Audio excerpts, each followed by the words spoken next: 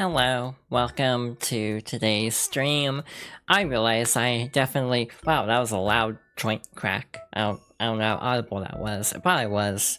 Hi, do you ever realize how deep into a rabbit hole you are when it's like— I definitely have things I should be doing with my life in terms of productivity and live streaming and what games I should be playing, and just everything. Like, I need to do this and that. I should finish the Wind Waker randomizer. I should finish— or I should get back to, Ring Racers.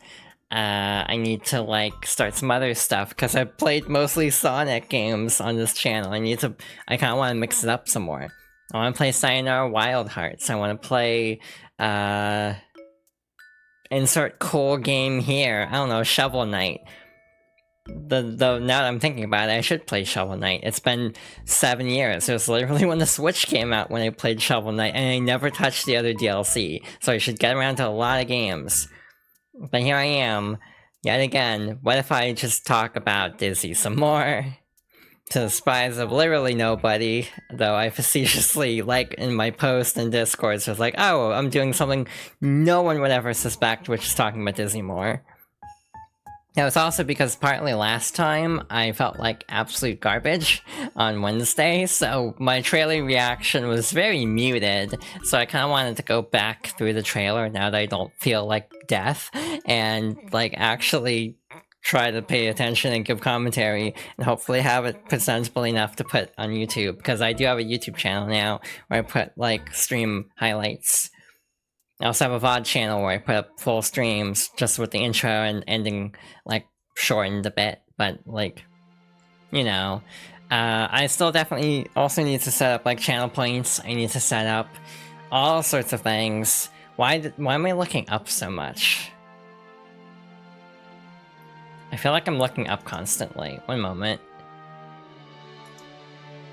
That seems a little bit better. It's like, what song is this? It's Sonic and the Black Knight of all things. It's like, no wonder I was like, what is this? Thank you. I'll take a sip momentarily.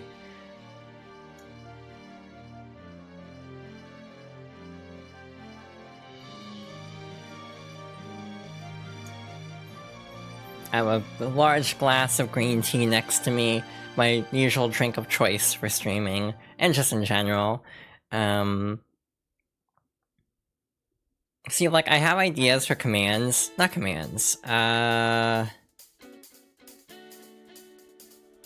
point redeems, but the inherent problem for me is I'm like scared of them being misused. Like, I thought about like having an AMA one, but I'm afraid that it might be abused in terms of people trying to sneak things by, like auto mod using channel point redeems. So if I did that, it would have to be high to like weed out some potential issues, shall we say.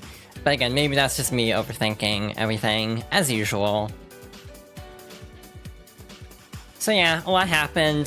This week sucked. I'm just gonna be blunt, and but by this week I mean last stream until now was not good. Again, last stream was very low-key.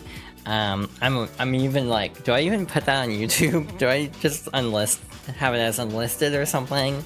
But again, this is kind of to make up for it, so we're gonna go back through the Guilty Gear stuff that came out last week. The Disney trailer dropped before last stream, so we did sort of react to it, but I want to go through it again. I also want to go through the starter guide and give my thoughts, because a lot of people are already very unhappy and the character isn't even out yet. But I think maybe I'm just like full of garbage right now, but I think people are over like reacting. I don't think it'll be that bad, but again, maybe I'm just already down playing a character because this is a thing that happens in fighting games where it's like, oh yeah, my character isn't broken, but maybe I'm just starting that already. But I don't think she's going to be that bad, at least my like gut check, and I can try to explain why. After that, I don't know what we'll do. Maybe I'll try to warm up a bit, though again, practicing, I was like, there's no good way to practice, unfortunately, because Dizzy isn't out until like 2 days, and it'll probably be like 2 a.m. on Wednesday or something. If I had to guess, based on past patterns, it's usually like a day early for, you know, my time zone, from what they say.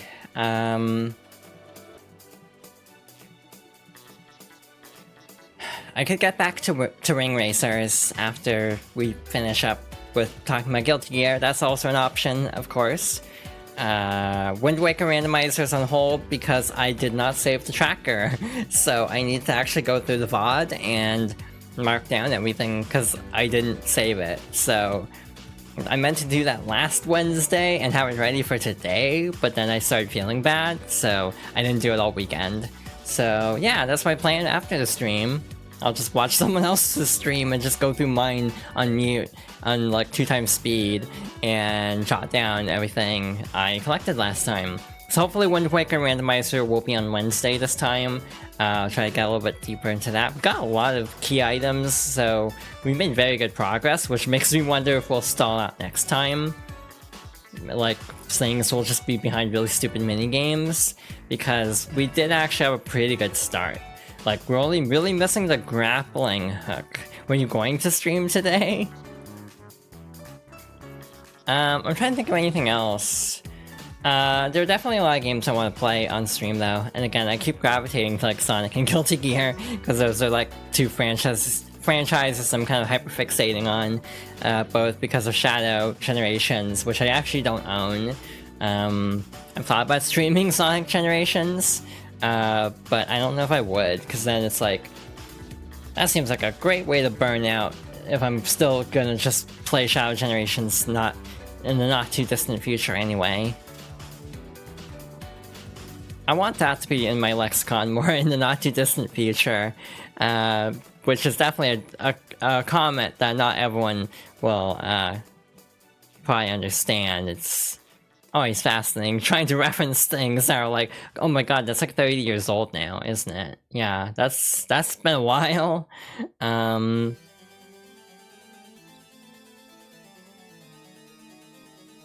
My brain is not entirely here, but again, we're doing way better than Wednesday already, so that's always a good start. One thing I kind of wanted to do, and this might be a terrible idea, is a Guilty Gear Strive tier list of themes. Now that we have Dizzy's theme, part of me wants to do a tier list, partly because on Twitter, I can just stop at partly because on Twitter, but on Twitter there's a whole like fight breaking out over like Strive's soundtrack, and like people arguing that none of it's good. So it's like, part of me wants to go through and try to actually give like a tier list. But the inherent problem for me is, I almost want to do a full series tier list, but that'd be like a lot of songs if we count everyone's themes from Xrd and probably just Accent Core. We probably wouldn't do like X and original, because it's just kind of the same. I'd actually just do character themes, so Smell of the Game unfortunately wouldn't be on there. Yeah, I would just stick to character themes, because that's kind of the crux of the argument right now. But again, it's also Twitter. That should just answer the question of how nuanced this discussion is inherently. So, I don't know, maybe I'll do that. I mean, Smell of the Game is like very high tier. That'd be like A tier if I were doing all vocal themes. But if we're not, then yeah, that one would not be on the list. But yeah, it's good. I'm not like super crazy about it. Like, I definitely have like specific songs I'm really into. And there are others that are like, I still like this song. It's not like my go-to though. Yeah, we should get started. I'm like 10 minutes into the stream already. So we'll tab over here. I also need to mute the music, because it'll just keep playing. As much as I actually like Milia's themes in like every game, even though I don't like Milia, and it's not because the character's bad or anything. I just don't like fighting Milia. Like, I've always found her a very difficult matchup for whatever reason. Like, the AI would always body me whenever I tried to fight anyone playing as Milia, or not playing, but like the AI as Milia, and yeah. it's one of those things of it's like high level Milio play is probably very difficult, and I respect it. It's like if you can actually do well as Happy Chaos, you deserve the W. Like, because Happy Chaos, as much as people meme on the character, he's a hard character to play. Like, that's a lot of very precise inputs to like reload and everything. I still don't like fighting him at high level. Not that I've ever fought a high level Happy Chaos, and hopefully I never will. But who knows? Alright, so to give some context, last week I tried to react to the trailer, but I wasn't feeling great. So today I wanted to go through the trailer again, share my thoughts, and also talk about the starter guide. So let's jump in. I have no clue how the audio balancing is going to be on this. This might be a little bit loud. Now we can face ourselves head on.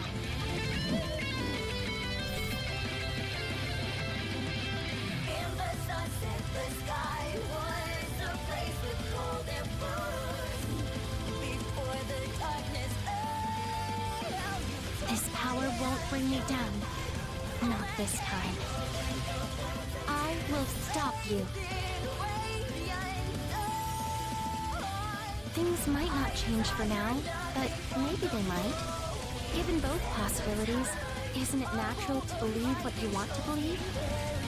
Oh! Ah! As a parent, should I scold him or reason with him? It's so difficult to decide. I won't let you bear your burdens alone. My job is to make that a reality, no matter what may come. Just please, keep an eye out for me. So there's a lot to take in this trailer. Now that we have the starter guide, it's a little bit hard, or like easier to actually parse what everything is in this trailer. It's a little bit difficult from the perspective of we don't know how balanced it's going to be yet. My first impression of the song was it's a lot to take in. That's kind of my case with a lot of Guilty Gear songs. A lot of these songs feel very overwhelming at first, but once you actually break them down and can actually like pick out the lyrics, I think the songs stand out better. First of all, this is not a surprise. I've already talked extensively about how much I like this new design. I think it's a very good evolution of the character. You still have like the same basic like black and white color scheme for her outfit, and then the flowers in her hair also bring the little splash of yellow that her ribbons would normally provide, while she also still has the ribbon on her tail. So again, you have it very much like aspects that harken back to her original design, even though it's a very drastically different interpretation than any other design. In terms of her actual moveset, a lot of Strive characters get very different movesets compared to in the older games. Right away with Dizzy, it's sort of fascinating, and to actually demonstrate this, we're going to go through this trailer at half speed, but basically this move is a big deal. For one thing, it is sort of a new move and sort of not. The way it's pronounced in the starter guide is Mikhail Sword. A lot of people just say Michael Sword.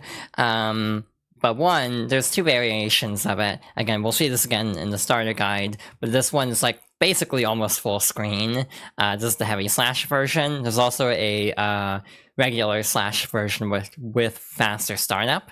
The reason this move is a big deal is in Guilty Gear, actually a lot of the older ones, this is a move typically belonging to Justice, who is Dizzy's mom, so it's an interesting bit of lineage there. She does have this as a move in X2 in the EX moveset, though it's actually diagonal and also doesn't seem as controlled as basically Necro controlling her arm to perform this move. So in this case, she's in full control of this power. In terms of other movesets, we have this move here. I forget the name of it because all of Dizzy's moves have really bizarre names. And basically, in the older games, there used to be a fire version. Well, in XR, there's a fire version and an ice version. In this game, there's only a fire version. You just got here, why is Peter sad? I actually forgot. Like, that was like 10 minutes ago. Not even 10 minutes ago. That was like 7 minutes ago. My memory doesn't go back that far. But hi, welcome. Yeah, it's interesting only having the fire version this time and not the ice version. They do have slightly different properties in Xrd, but to be honest, I haven't played Disney enough in Xrd to really have a great grasp on the applications. This move is interesting. As far as I can tell, this is a standard move. My current guess is it might be Heavy Slash. Which is interesting because, again, a lot of Disney's normals have been the same since X. So we're seeing a very drastic departure. We have the little fish, the ice fish. Again, in Xrd, there's also a fire fish.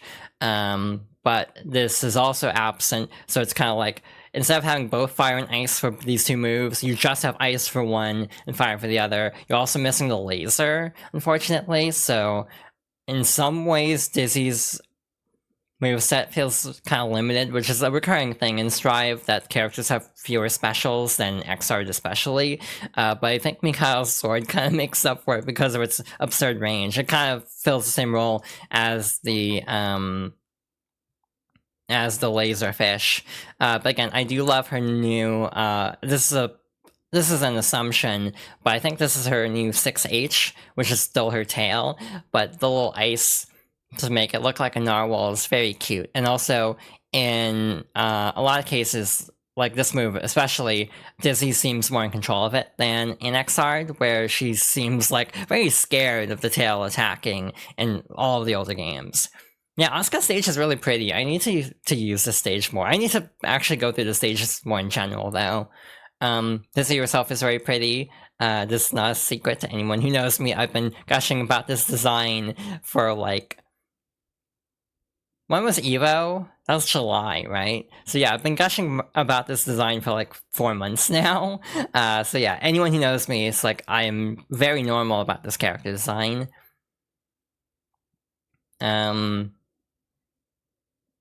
terms of this part, again, I still think this is her 2H, which is very similar to her 2H in Xrd, so that's kind of similar. The little tail swipe there, I think is her new 5K, which is different because normally she does a kick attack. But again, I think this is her new 5K. Again, this is a lot of stuff I talked about on Monday, but again, since I was not feeling well, I figured I'd go through this all again. Yeah, her Dust, which again is Necro and also not fully in her control. Again, Necro is still kind of acting on his own a lot, but she is still generally more in control of her powers. I saw someone point out that this like scene with the squirrel is kind of like an inversion of her win animation in Xrd, where the squirrel runs up to her shoulder. In this case, it's actually going in like the opposite route. So that's a really specific detail. She still has the ice pillar, but unfortunately she doesn't have the fire pillar. Instead, Slash and Heavy Slash just change the range of the ice pillar. She also has a follow-up that can freeze the floor, allowing her to slide, and also probably really screwing up your opponents too. I'm really curious to see how that plays into it. She also has the move that everyone's talking about, Wings of Light. So we'll get into this more in a little bit, but everyone's very nervous about this move already. I do think it might be a little bit too early to say if it's that broken or not, but there is a chance that it could be as broken as everyone says it is. And we're ending with Gamma Ray, which is her traditional, like, really special overdrive. It uses 100% tension gauge, and also has a special input, and this time it's just like a traditional, like, half circle forward, so it has been simplified, and I'm like, thank goodness, because I never liked the input. It was like, forward, back, forward, quarter circle, forward. That is not the Guilty Gear notation. I don't know numpad for this, but it's always a brutal input to put in, but also she's more in control of it this time, instead of being, like, pushed back from it, like usual. So again, she is definitely more in control of her powers. So yeah, she comes out in, at the time of this recording, 3 days. Again, probably closer to 2 because time zones. So So yeah, overall, I'm very happy with the character. Again, I do also want to talk about the starter guide in depth as well. So we will go do that right now. Because again, this is generating a lot of discussion. Yeah, Dizzy's theme is really good.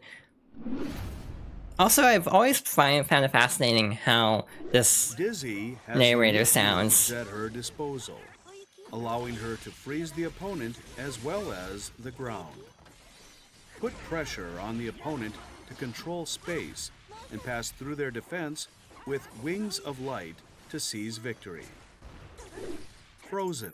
For the longest time, I thought this narrator was like Texas Beach or something. Also, hi, welcome.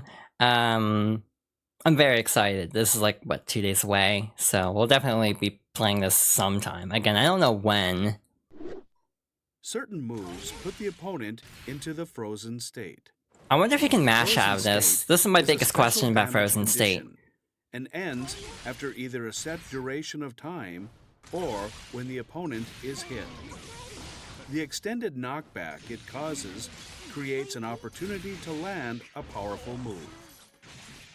I used this to catch fish. This is actually like fulfilling a wish I had, and this is a very specific wish. Again, because this narrator sounds so monotone, I was really hoping that Dizzy would have enough of her core moveset that the narrator would have to read all these names from like Xrd and earlier. I've seen complaints about these names, like why are these names so weird? And it's like, yeah, this has just been the name of this move for like, you know, years at this point. This is the Ice Pillar. Again, instead of the Fire Pillar being heavy slash, you just have a farther range. The positioning of the Ice Pillar varies between the slash and heavy slash versions. Yeah, Dizzy is very gender. People keep telling me I should cosplay as Dizzy, and that kind of terrifies me in some ways. I don't think I can pull it off, personally. Ice field partway through the move. So try to find the right option for your current One moment, what was this move? situation. That was not far back enough. Like, what move does she land here? Like, I can't tell what that is, actually. Right option for your It'd be a really current tough cosplay, for sure. Ice field. Temporarily. So yeah, she has a freezes follow-up the to ground. Moving Ice over the Pillar. ground Again, people in just this say like state Ice Pillar or Ice performs Fish, because no a one sliding wants to say I move. use this to catch fish. The ice breaks when a character is knocked down during Ice Field, dealing additional damage and making it impossible to tech.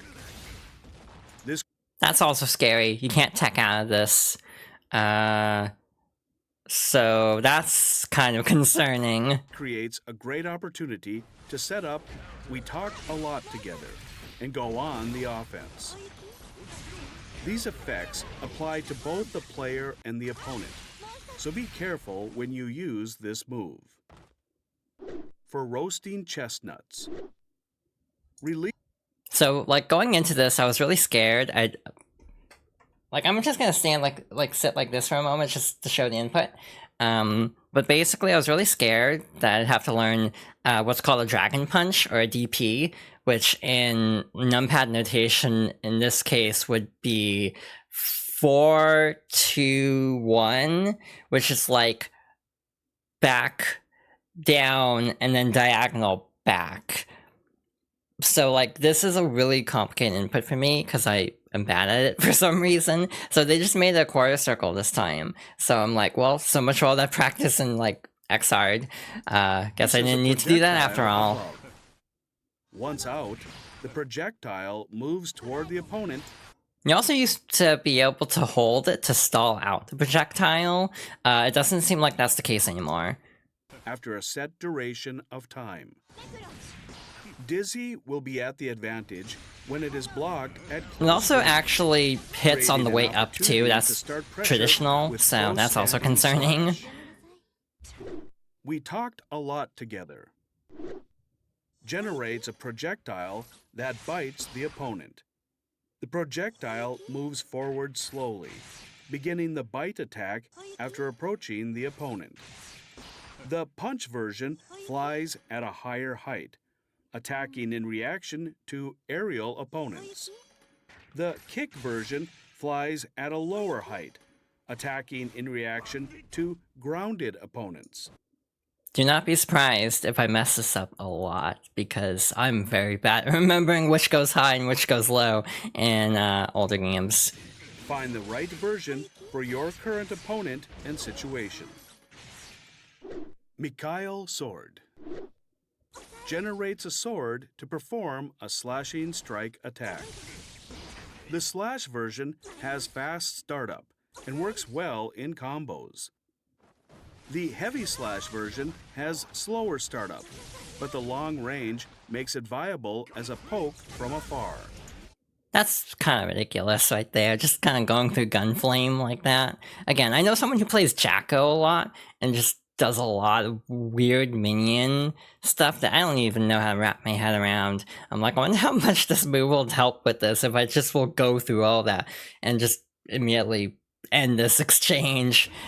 This might be the character I need to actually, like, be good. I might need to be carried by a character. Try landing it as a follow-up when the opponent This might be 6P, like her forward punch. I was just trying to figure out what move this is. Also, like, there's this move here. So try landing it as a follow-up. Let's see if I can time this. Is in the frozen state. There's like an ice move that I meant to point out. This move So this is the move that everyone's, like, really scared about. generates wings that follow Dizzy. After a set duration of time, the wings deploy a field that deals continuous damage to opponents within a certain range of Dizzy. This continuous damage cannot be negated by blocking. The tension gauge depletes while the field is deployed, with it disappearing once the tension gauge is empty. It will also disappear if Wings of Light is used again. It is highly effective once deployed, but requires a long setup time before it begins dealing damage. It does not disappear after blocking an attack. You can activate it while you have the advantage, then move carefully to put pressure on the opponent. So yeah, I might be completely full of shit right now. So, and just totally downplaying this character that I've been wanting to play for like 4 seasons now. So, I don't think this is going to be as bad as everyone is saying it is. At least this is my gut check. Again, I may be proven wrong. My current feeling is they say it cannot be negated on block, but there's another point in this video where Soul lands a hit and that cancels it. So if you can deal damage, you can cancel out Wings of Light. So it's not like you're just stuck with it. Also, it's based on proximity, so if you're not close enough, it won't actually drain health, and also it takes a long time to actually initialize. And also, here's the thing. If it doesn't go away while blocking, then obviously a way to potentially get around this would be to deal damage to the point of, like, forcing Faultless Defense. Because if you force Faultless Defense, then the tension gauge for Dizzy is going to go down. So if she doesn't have max tension, it's not going to be as bad. So, like, I almost feel like the strategy will be either land a hit to knock her out of this state, or at least try to force her to use up tension gauge, or alternatively, if you're like Happy Chaos, just zone her out, basically. So, like, again, maybe I'll be proven wrong, and so on, but I genuinely don't think she's going to be that bad. Or at least this component of her isn't going to be that bad. Again, might just be totally proven wrong on release date, though. Then move carefully. This move. This is what I was looking for. My theory is this is like is some kind of like slash move similar to in older games. In older games, she has a move where, like, Undyne is like basically sending out like an ice spike like this, like diagonally downwards, and Dizzy's like ducking to avoid it. But this one looks more like purposeful in terms of how it's being used. So I think this is for S. But again, this is just total conjecture. On the opponent. Imperial Ray traps the opponent in ice before setting them aflame. This is new. Undying, freezing This first. move is invincible as it comes out, so try using it to interrupt the opponent's strings. So yeah, invincible and wake up, so that's very impressive. Gamma Ray. So yeah, this was a weird input in older games, so I'm very glad it's been simplified down to just this. But yeah, it costs 100 tension, so... With the help of Necro and Undine, Dizzy fires a massively high-power laser. It requires 100% tension gauge to activate, but deals massive damage on... Look at that. Look how much damage that deals. That's like 60% right there. Again, there's a lot of scenarios here where this looks scary on paper, and again, maybe she will be that busted. Maybe she just will be the Virgil of Guilty Gear Strive, which lore-wise would actually make sense. She's supposed to be the most powerful gear, or half gear in this case. But in general, I don't think it's going to be that bad, because I think everything that is this dangerous requires too much setup. hit. Try going for this as a follow-up while the opponent is in the frozen state. Dizzy has many special moves that allow her to control the opponent's movement, making her excel in neutral. I use this to catch fish, and Mikhail's sword, with their excellent range, work especially well at catching the opponent. After landing a hit, using "We Talked a Lot Together" can make a strong start for the neutral game. Depending on the situation, you can follow up "I used this to catch fish" with Ice Field. Using far standing slash or standing heavy slash after a dash. So, yeah, everyone says I actually like Dizzy's character. That's a very good point. Then people say the same about Steve. To be fair with Steve, it's also more of a glitch, I think, that was discovered after the final patch that makes Steve so dangerous, so I almost don't know if that applies. Dash is very potent during Ice Field. I feel like the throw is a lot less violent than the older When you games. have enough tension gauge, Also, I wonder if Burst will actually cancel out Wings of Light. Because some moves like that are interrupted by Burst, Start but it could preparing force a Wings Burst, of which is Light. still very broken. So yeah, the big surprise to me is, or not surprise, there's a move where she sends out like an ice sickle of sorts, like kind of that arcs upwards, like kind of parabolic. That's gone. And that's been a move since the original. That's like the only move I'm like surprised isn't back in any capacity. Simplifying the dagger move and the fish move to just like ice and fire variations, that it doesn't seem like too big of an issue to me. But I almost do lament the lack of laser. But again, I think Mikhail's sword will cover for the laser being gone. Again, the big talking point is Wings of Light, so again, that might be nerfed into the ground very quickly. So yeah, again, I'm very excited that I don't have to learn and get really good at Dragon Punch inputs. Beyond that, I don't really have a ton of notes. keep the opponent away with their oppressive pokes until Wings of Light activates to drain the rest of their health. Thank you for watching. So yeah, current feelings on Dizzy is she's going to be very good. We need to see like frame data on her normals to determine how good, but her specials seem pretty alright. I'm using a lot of words, and I hope I'm saying things that actually have meaning, because I feel like I don't know enough about fighting games to really be able to be like authoritatively talking about this. I just think Dizzy's pretty and has a good story. And I'm just trying to like maybe guess my way into thinking like, oh yeah, she's not going to be that broken. She's just going to be a little bit broken as a treat. But also, again, I talked about this a little bit last time, but it's always a a problem I face with games like this. We're on season 4. The animation is getting really good at this point.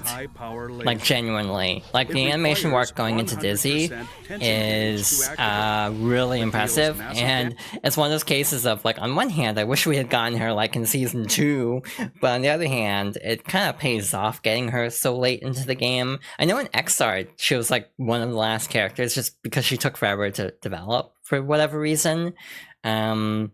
But again, I almost feel like they kind of outdid themselves with Dizzy's like overall animation. I'm really excited for Venom, to be honest, to see what they do with him. I'm also wondering why Venom is so pale. Like, there's gotta be a story reason, because he's not been like that in any other Guilty Gear. So I feel like I have a hard time believing it's just for no reason. But again, that's a whole other discussion. Yeah, I think Wings of Light has too much setup to actually make work properly, and it can be interrupted potentially. It might be a pain in the butt to deal with, but I don't think it will be like the win button that people are like making it out to be. But again, I think it'll still be a really good move, but just not like completely broken. Again, she lost a little bit of utility with not having all the fish variations, basically.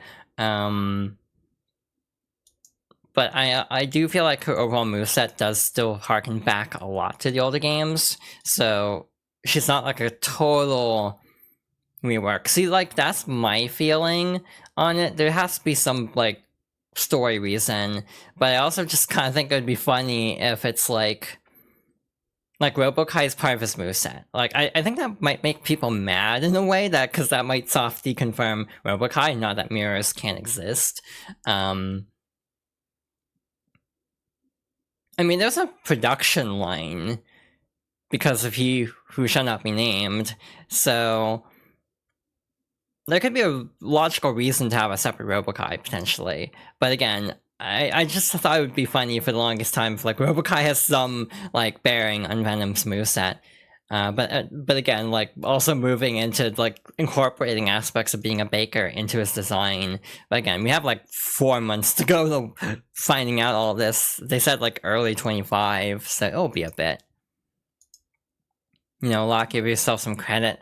See, like, the problem for me is I really like Guilty Gear, specifically, but then, like, trying to apply everything, beyond that is difficult. Like, if you tried to ask me to explain Street Fighter, I would have no clue what I'm talking about. But yeah, like Robin in Smash 4, or Chrom more specifically, where it's like part of like a super, but also a separate character potentially, because Robokai is really popular to the point where I do think he'll come back in some form.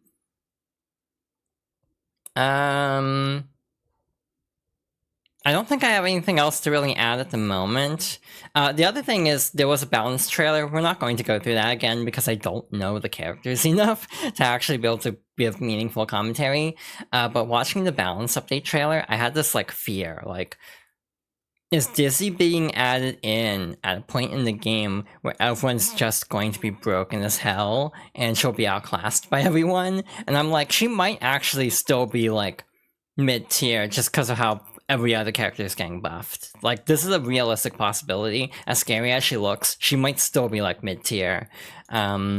Which won't stop me from playing Dizzy, I'm gonna be honest, because I have basically like I've decided to play this character for like 4 years. I was like, whenever Dizzy gets in, 1, I'm gonna seriously start learning Strive. 2, if she comes out before my potential like streaming, I would literally learn like Dizzy on stream and also stream early.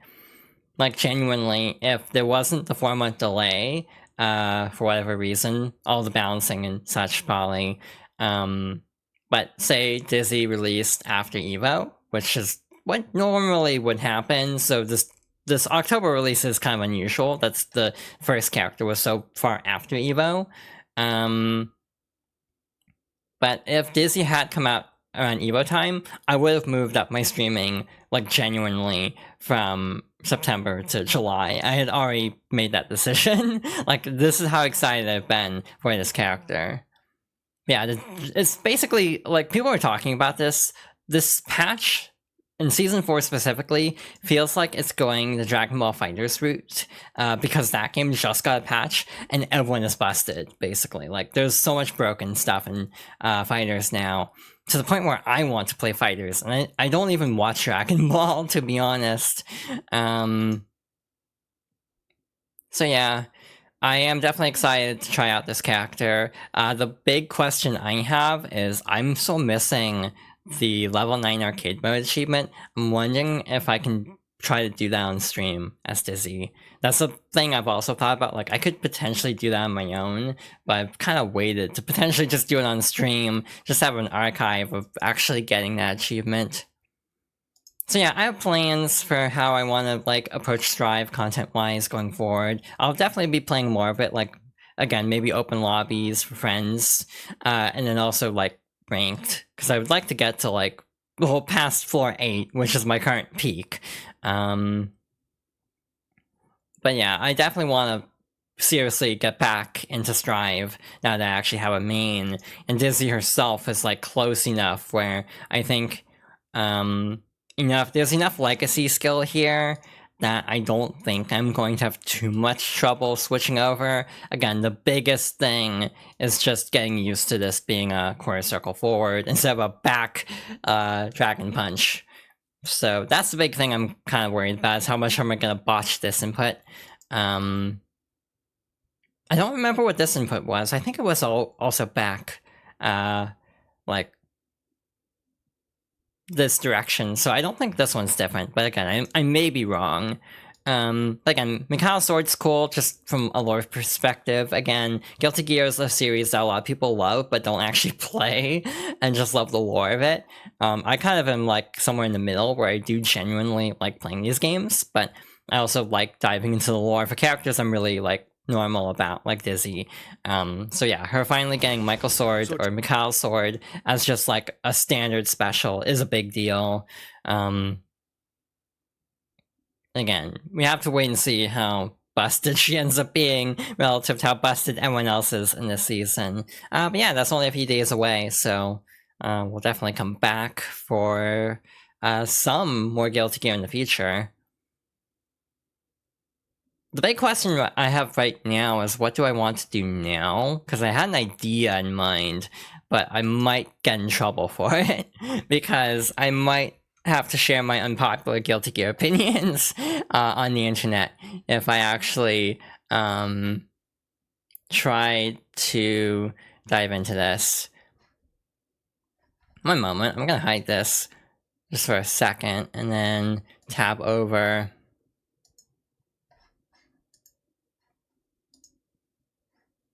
This is loud. This feels loud, so I'm gonna turn it down a little bit so I can actually talk about it. Final thing we're gonna do with the Guilty Gear, like, Dizzy coverage. Obviously I want to listen to the theme again. I've been having it on loop, like, for days.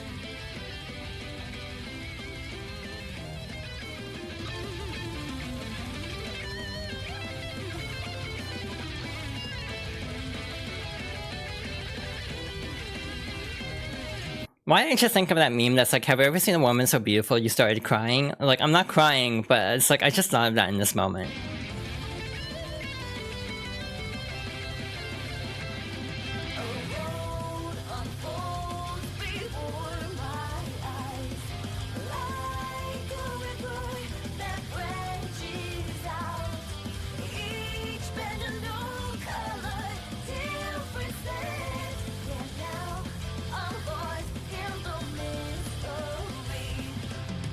My one issue with the song is I cannot make out a lot of the lyrics, so we'll have to wait until, like, the iTunes release, because, like, apparently a lot of, like, MP3s for Strive or where people get the lyrics, they're just, like, in the source data, so I'm really looking forward to the full lyrics. Me when women, I like how you both said that. In the city lights, in the sea of faces, in the dance of fleeting moments, my world shifts between dawn and night. Before my shadow lengthens in the twilight, I'll go. In the sunset, the sky was a place with golden flowers. Before the darkness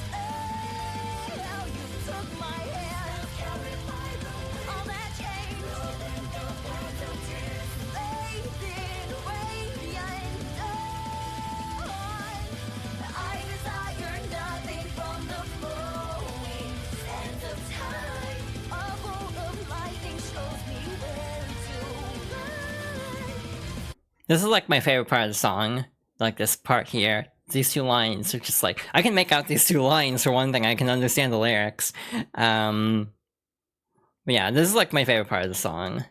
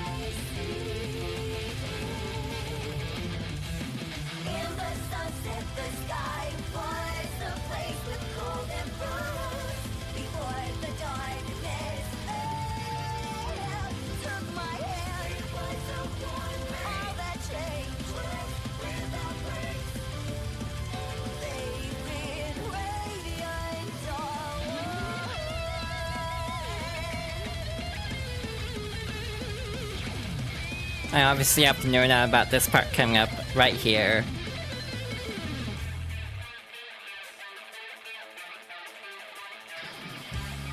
Yeah, the little riff of Of She, which again, whenever people ask, like, what's your favorite, like, old Guilty Gear song? I always go with Of She. So,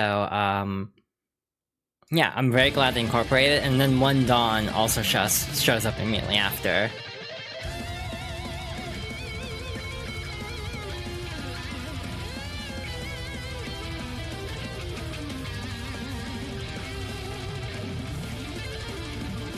So the thing that I love about this, having both themes playing back to back this way, is it shows a lineage, basically. Because again, Of She's essentially a boss song, if you really think about it, because she again is the first boss, or the boss of Guilty Gear X. So it's just having this like little riff kind of ties back to the beginning of her legacy, fighting a lot of darkness, and having it like an, I don't want to say minor key because I don't know music enough, but it feels like it's in a different key than actual Of She in a way that makes it sound like darker. So you just have this like kind of bubbling up very briefly and then immediately launching into One Dawn. So it's sort of like a very, I guess we could read a lot into that, and I'm definitely reading a lot into this, but it definitely feels very significant to the character in terms of her past and sort of like overcoming that past.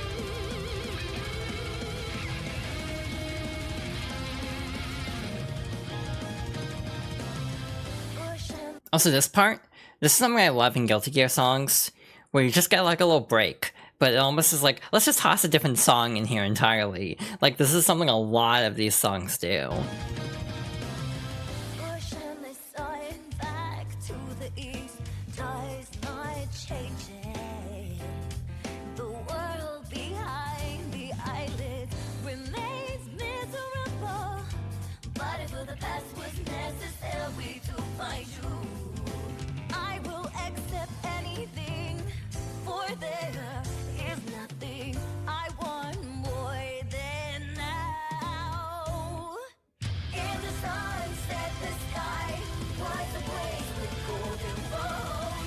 Yeah, Drift becoming a Disney villain song partway through.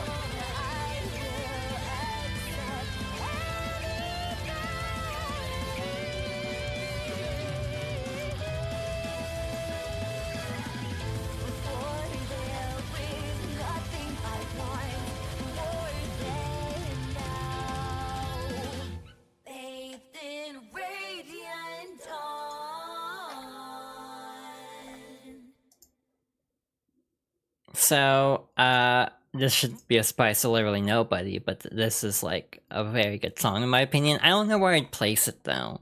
So here's the thing. Because I don't know where to place it, I thought of something else to do today. So one moment.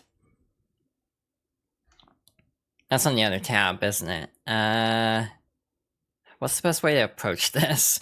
Do this. Or it might not work. That's actually doing something to this window and not the actual screen window. I found a tier list. So I thought, hey, what if I make good life choices and try to actually figure out what my favorite Guilty Gear songs are, from Strive specifically. So this is going to be quite the endeavor. I have all of them queued up potentially. I don't think I need to play them all for obvious reasons, or in full at least, but I at least want to attempt to sort through my thoughts on this. I do think it's not my favorite. It's probably like top 5 for me, but I feel like it doesn't quite hit enough, but it's still like, it's gonna be high tier no matter what, but I don't think it's my overall favorite. Can you put Elfelt in S just for me? Well, you're gonna have to wait because Elfelt's all the way down here, so it's gonna be a bit until we get to her. So yeah, we're just gonna go through character themes and try to parse my opinions. Also, this list sorted out of order despite me organizing it in immaculate detail last night, so unfortunately I think I'll mess up the order on some of these. I also realize I should move some things over, so we're actually gonna jump back over to this screen just for a moment because I need to actually copy a few things. Can you like group move things, or do you have to move all these like individually? I think I have to move these all individually, unfortunately. So you're gonna see like a lot of back and forth for a moment as I go back and forth to pick up like the scene parts that I need to actually make all this work. So that's the now playing. This is the actual music. And I also want to get the little text box for it, so you can actually see what songs are actually playing. So here we have this, and then we have this goes over, otherwise it's being blocked by it. So, we're just gonna start going through these. This is gonna be the rest of the stream probably, depending on how much I decide to gush about Guilty Gear music. So like, Find Your Own Way is Soul's theme. I kind of don't know where I'd put this. The inherent problem with a lot of Guilty Gear music is I haven't actually listened to it in full. That's the wrong button again. I meant to full screen this window.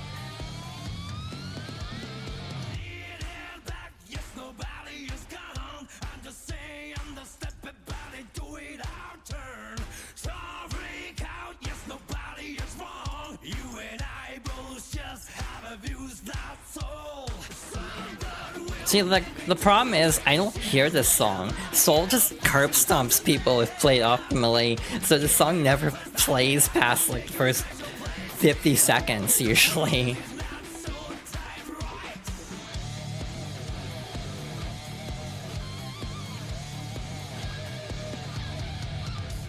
Gut Instinct is A tier for this. I don't think it's S tier for me. It's, like, up there, but I think it's not quite there for me.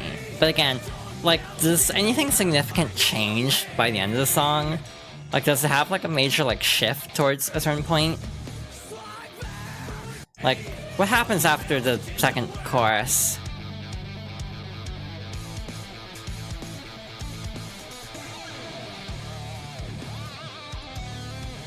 Because I don't think I've, like, ever heard this part of the song. Is that a different name? What did I say?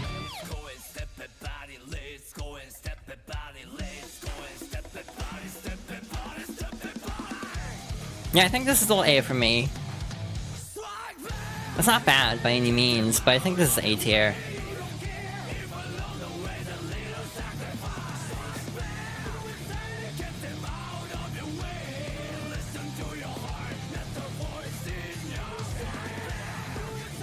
Gut instinct. Oh.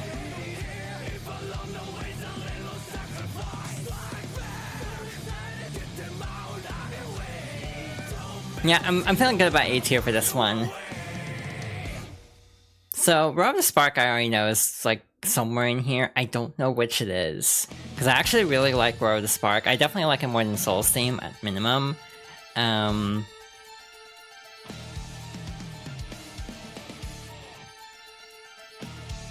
Like, I just like the vibes of this song. But then I think about the chorus, I'm like, I'm kinda not, This is hard, actually. And again, this is why I'm like, do I want to share my Guilty Gear music opinions? Because, like...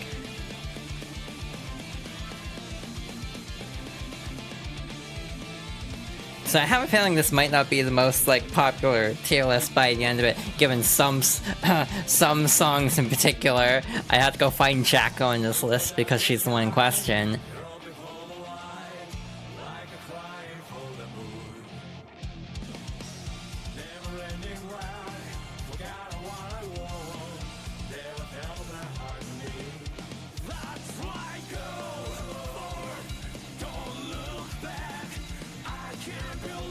Like, I mostly like the song for this part, actually.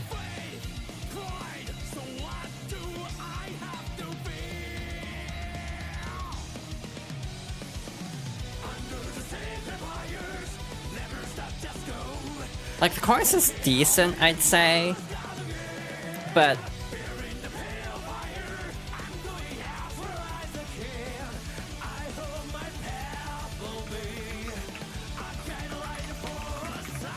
it's like, just... This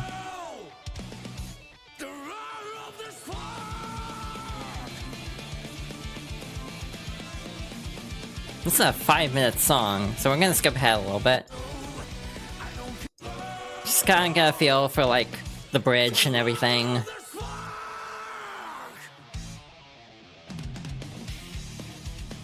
I might actually move it down. I thought I liked the song better than Souls. I might like Find Your Way more, actually. So I may be wrong about that. You're yawning a lot, so you're gonna lurk. Okay, have a good lurk.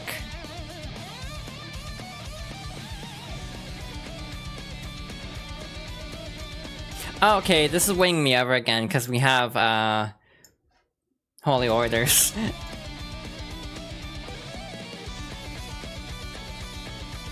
So yeah, I forgot this part of the song existed. It's like, okay, I appreciate the callback.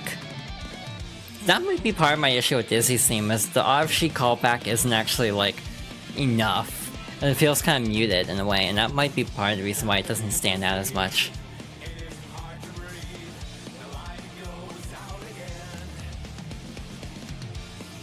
Posture check. Oh, thank you. I think I'm sitting relatively straight as this. Also, I should ask, is this remotely interesting? Like me parsing my Guilty Gear music class, or should I just move on to something else?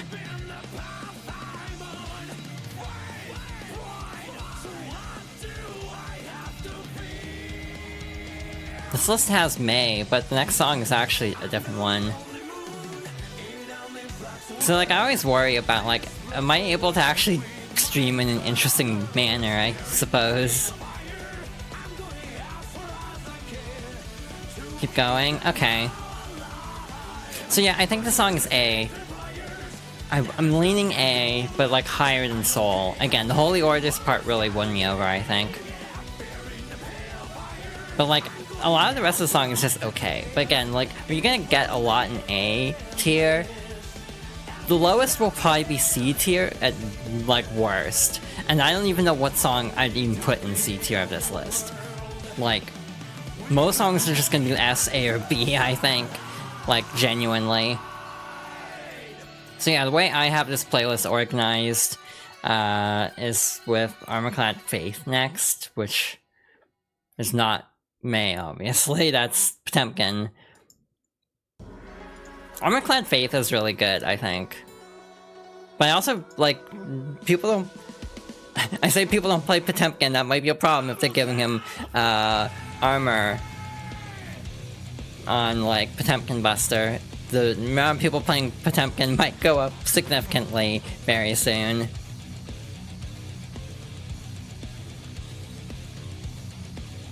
This might also be A tier.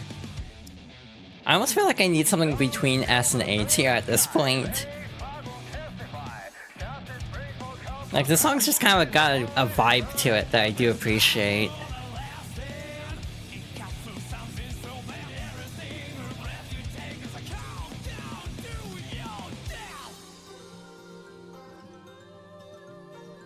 But I also don't know Potemkin's, like, accent core theme, or like X or double X theme enough to actually parse references, unfortunately.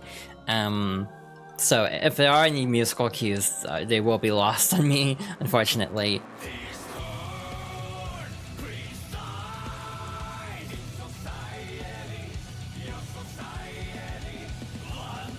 Yeah, I'm leaning like here.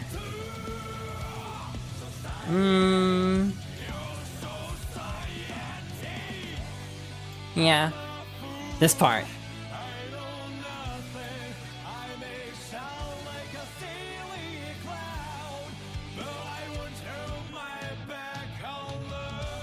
So like that part I think puts it above for me at least. It's also funny because I don't like growing up I never listened to metal. So like or really hard rock and roll. So like Guilty Gear music is so fascinating to me that I vibe with it so much because it's like really outside my comfort zone actually. Like this is not music I normally go out my way to listen to.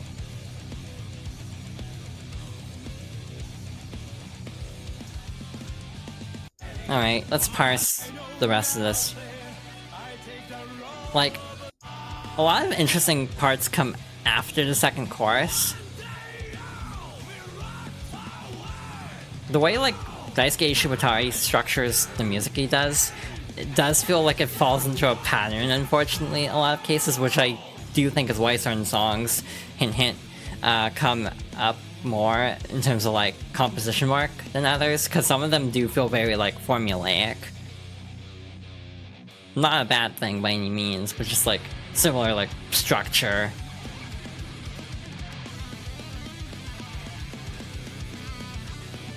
Like, I wouldn't be shocked if this is a callback, but I don't know enough about Potemkin to know or not.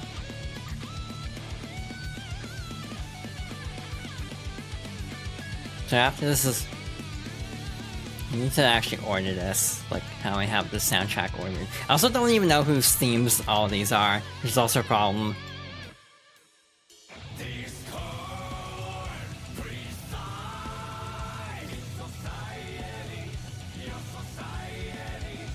Yeah, no, I think this one's pretty high tier. This one's probably upper A, I'd say, so far.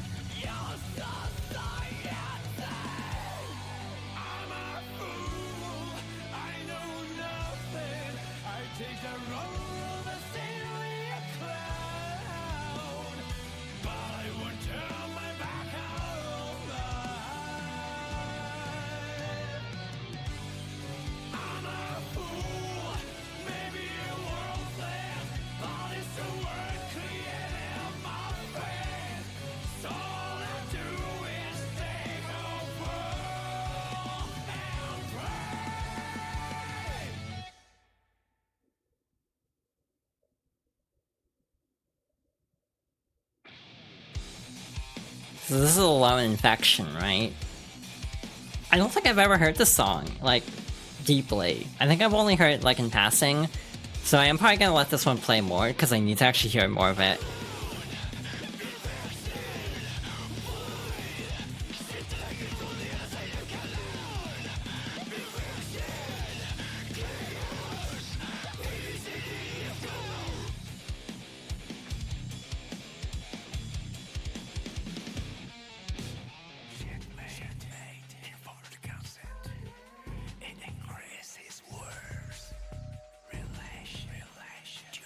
I do wonder what they'll do with Faust going forward.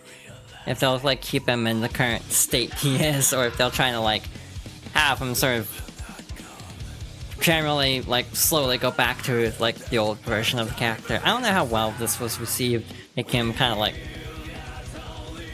Oh wait, I do know this song now.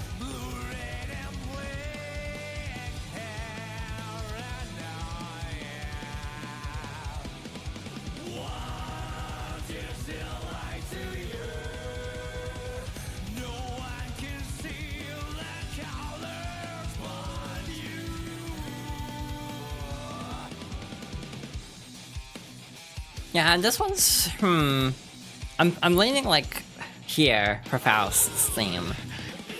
Again, I just didn't remember it other than the chorus.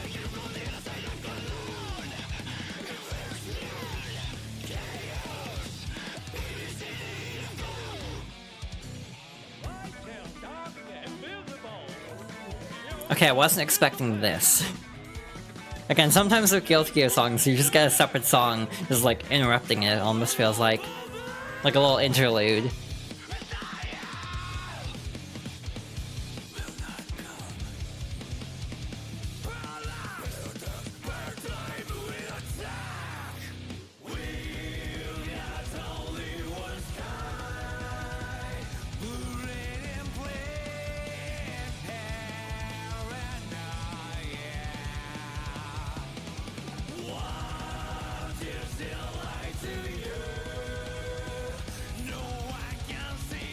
Yeah, I'm not like vibing with this like super strongly, but I do think this is like pretty solid.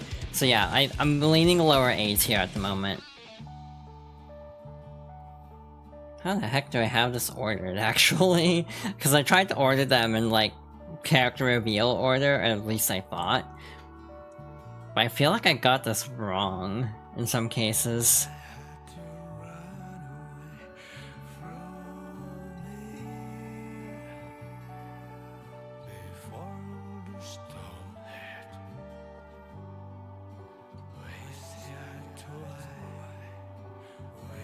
Again, this is fascinating. I don't think I've ever heard this part.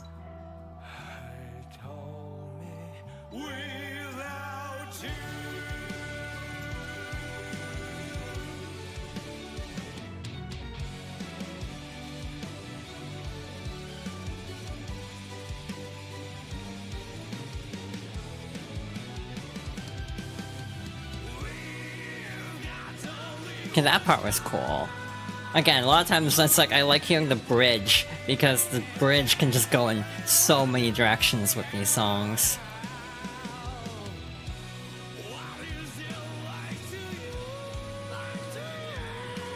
Yeah, this is one where I'm like, I'm not sure how I feel about this, but I think I warmed up to it enough. I think it still is like here though for me. Again, on like a first listen basically, in full. I think Faust goes about here. Let's see, who's next? Milia. Who's this play the hero? Is that Chip? Again, I don't even know. Yeah, that's Chip, so we'll move him over. I was like, either him or Axel.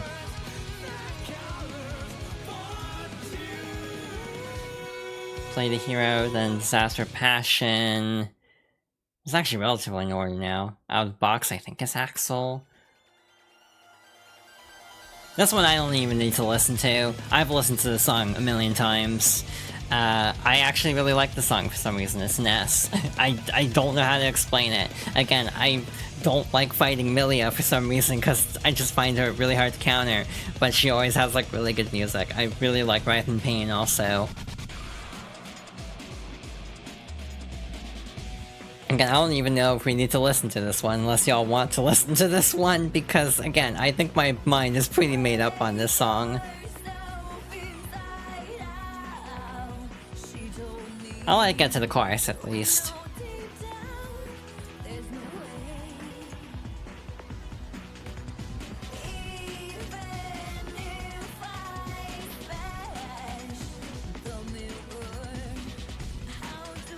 I'll listen to it for the umpteenth time, basically. That's how it will be when we get to, like, her, and them. It's like, these, like, three are really locked in. Couple I'm not 100% sure on. Like, Ram, oddly enough. Despite Ram being my main, I'm kind of iffy on her song. And it's not because it's a bad song, it's just because of, like, vibe. Like, how it fits for Guilty Gear, basically. And see, that's also kind of a thing where some songs, just the vibe doesn't necessarily work. We'll get hit by that very soon.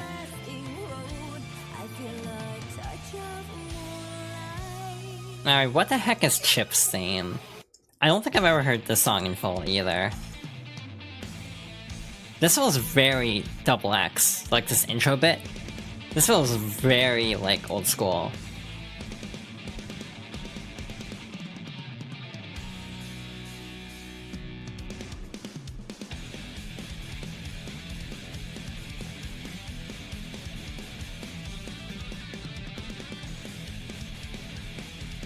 Yeah, this almost feels so far like a song that doesn't belong in Strive. And that's not a bad thing. That just almost feels like it would fit in an older game.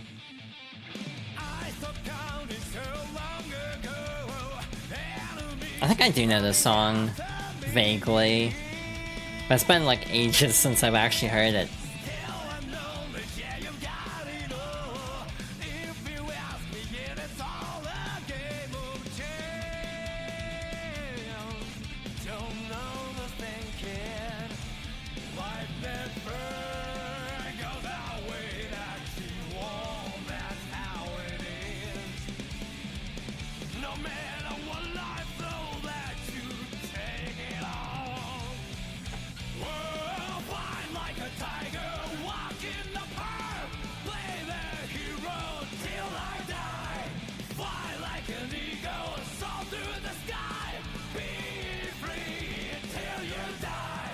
Okay, so this might be... I don't know what counts as a hot take anymore, but I'm kind of leaning B on this one. I'm kind of like... It's okay. I'm not quite meshing with it, so far at least.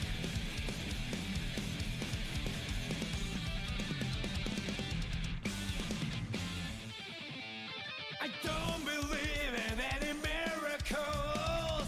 I risk a lot any day. Again, I would not be shocked if, like, C and D are, like, totally empty. By the end of this, like, there's nothing in these two, just because I do generally like the music in this game. Again, I know the vocal themes are very hit and miss for people. Some people, like, really don't like having vocals in every song. I don't mind it that much, personally. There's some of the argument of, like, it kind of blends into the background if you're actually playing to the point where it just becomes another instrument. So I don't really think about it that often.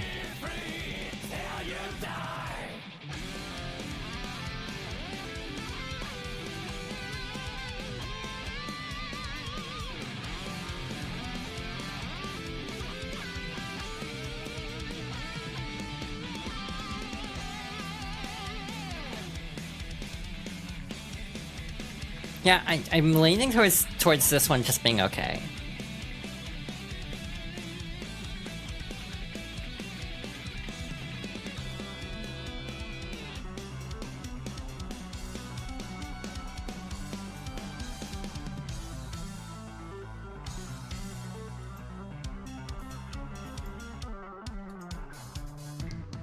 Also, this is just kind of an excuse for me to actually listen to some of these songs I never hear.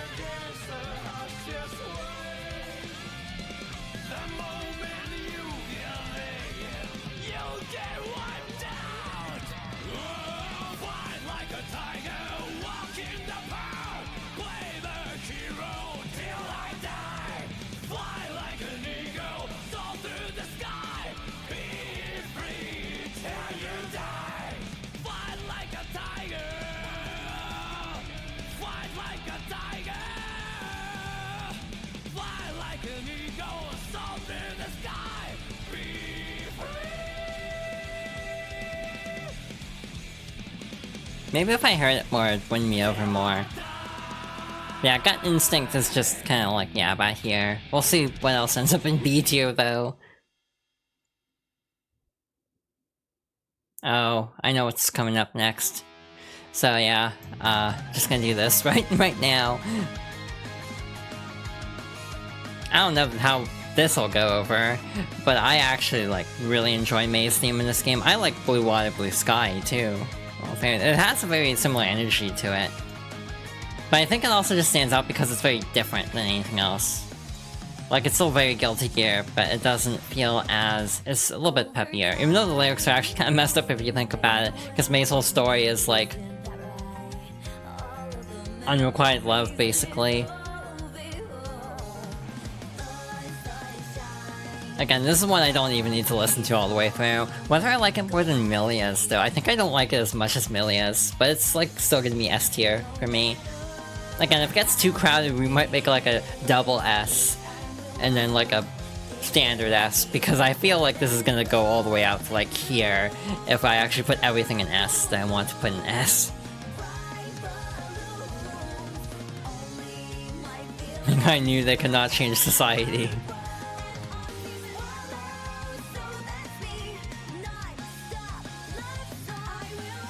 Again, a lot of people hate the song, I'm pretty sure. So instead of reflecting on themselves, they blame the dolphin. Basically, that's how I play Guilty Gear. I heavily blame the dolphin if I have to fight Mei as anybody. I don't know what it is, I just really vibe with the song for some reason. But yeah, we don't need to listen to this. We don't need to listen to this one all the way through. I know this song very well. This one is like, what the hell is this song? I actively avoid playing Axel. I don't do well with zoners, so it's like I've never heard the song in full.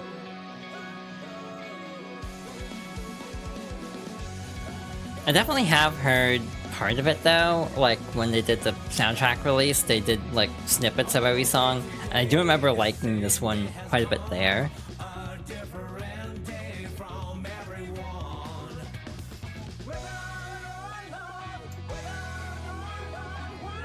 Like from what I recall, I think Axel would go here, but we'll see as it goes on.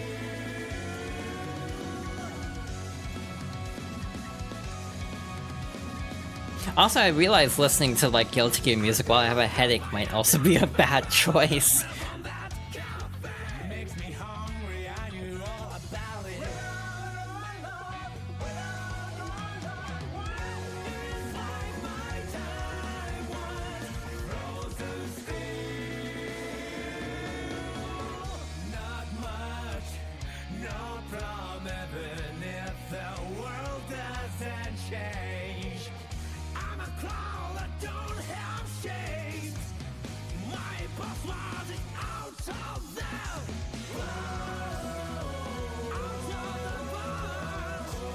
Actually, I might move this lower. Now that I'm listening to it more. What's up, Ralph? What brings you in today?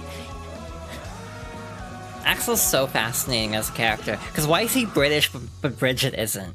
Because they're both apparently from Britain, but like Bridget does not sound British.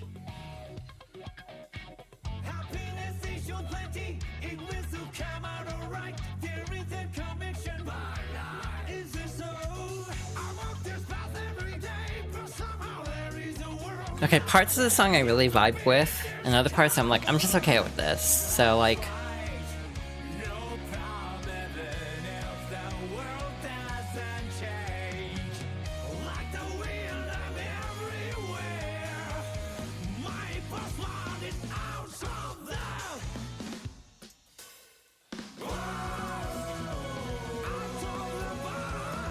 Also, I like how the voice actor for, Axel plays Potemkin in this game. Yeah, Bridget being trans canceled out the British.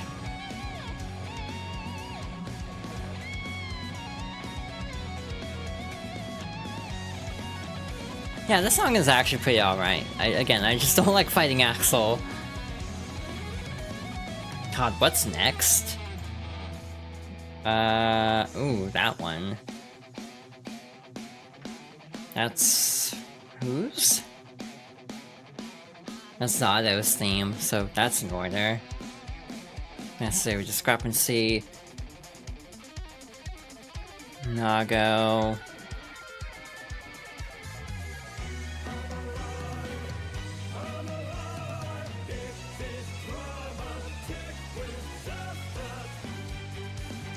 Yeah, I think my playlist unsorted itself. So we're going in a weird order here. Cause like next would be Jacko, which is like, that's a DLC character.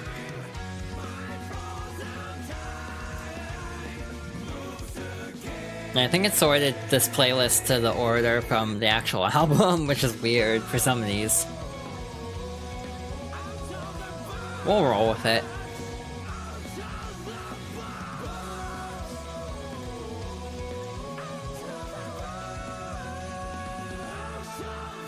Yeah, I'm feeling okay about this A placement. I don't think it's like it's not like amazing to me. I think it's still pretty good though. But like I do think the three in front are better. And Faust is kind of like pretty even. I'm kind of going back and forth on these two. They're very different songs. Next is Zada 1. This is the last song I'm like really unfamiliar with of the base roster. This is 6 minutes too, wow.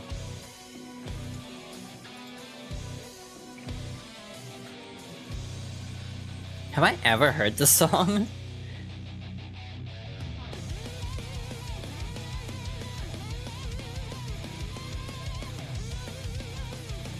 I had to have heard a snippet of it. I just don't recognize this part.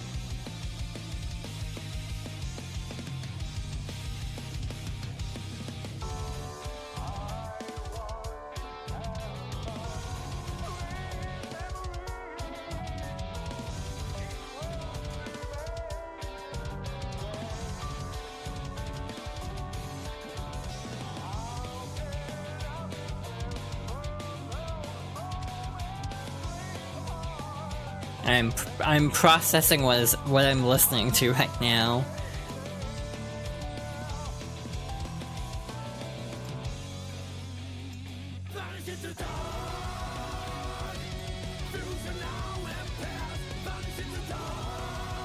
I'm kind of feeling this one.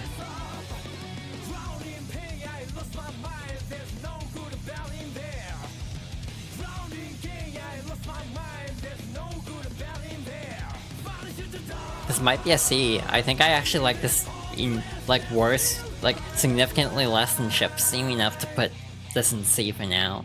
Like, I don't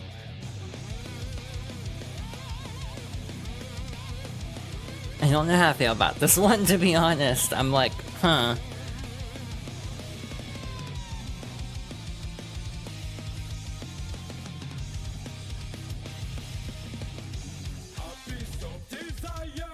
Right now I'm just kind of like, oh my god, there's still 4 minutes left of the song. I kind of just want to skip ahead, but I also kind of want to just give it a chance.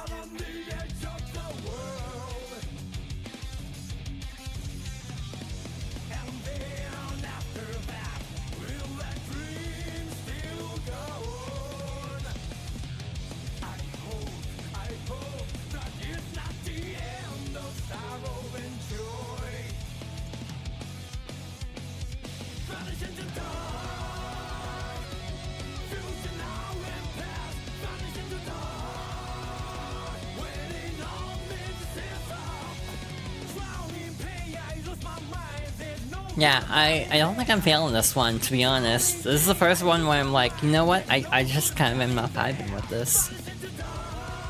This one's gonna be interesting. Again, there's like gameplay dissonance versus how I feel about the song, so I don't know where to put Ram.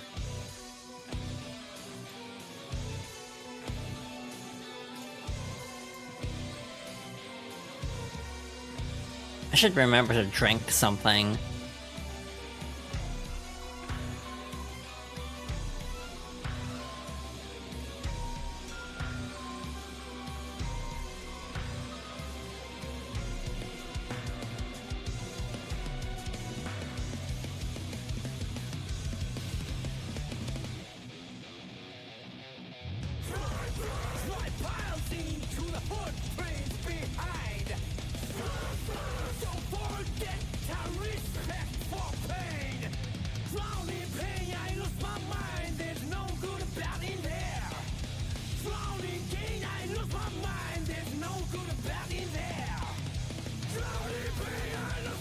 I feel like I just have like a Windows loading symbol above my head this entire song, because I'm just like trying to take it in, basically.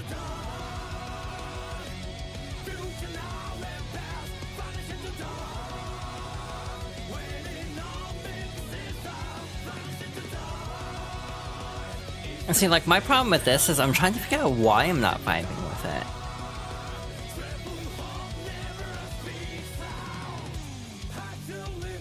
I think that's what's, like, frustrating sometimes for me, is, like, I mean, here's the thing, music is very subjective, so it's like, I don't necessarily need to have, like, a strong argument for disliking something, or this might not even be a dislike, but more of a like neutral feeling. I once had some sweet memories. Oh. Each world remains all the same. How can I remember those moments, sweetheart? Tell me. Tell me. If there's a man who can make anything. I feel like I'm vibing with this part more than the rest of the song, if I'm being honest.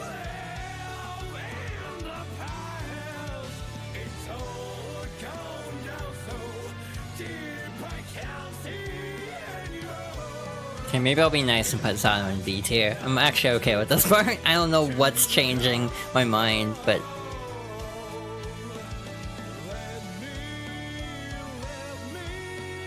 I've definitely heard this part at least. I'm also realizing how many of these have I just heard from the 8-bit drummer playing these songs. It just occurred to me, it's like, that's probably where I've heard most of these.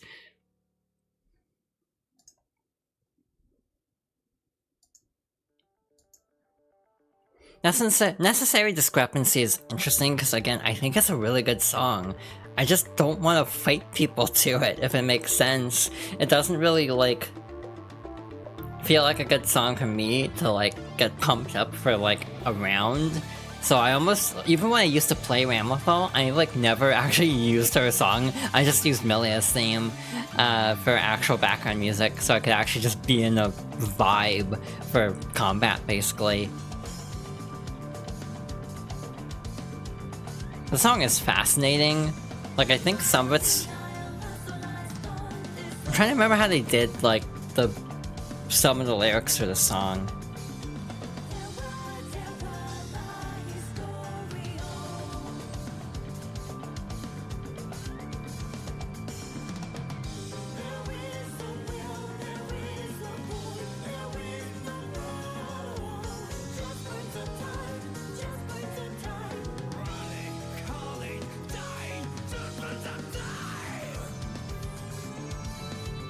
Like, if it's a fictional language? Because, like, the wiki is saying it's in Esperanto.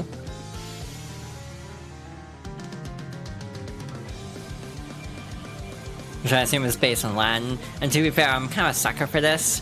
One of my favorite game composers is Yuki Kajira. I say game composer, she's only done, like, Senna Saga, to be honest. I think only 2 and 3. She's done a lot of anime work, though. Probably her best known soundtrack is Madoka Magica. So that is another soundtrack that has a lot of made up language, and I think that's really impressive when people can actually make that sound really cool. And again, Madoka Magica is genuinely like one of my favorite soundtracks of all time. Even though a lot of it's like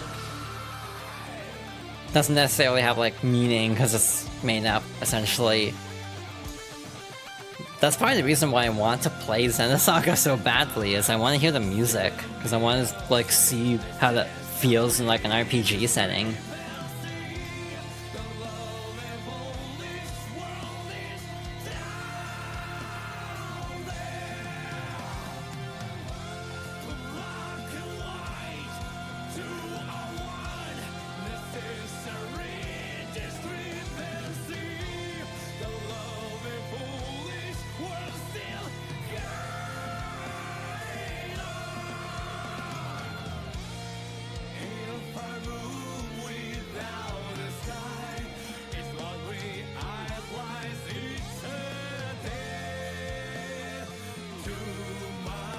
I'm leaning A for this one, but I don't know where in A. I think I like it more than Axel's. I don't know if I like it more than Soul's.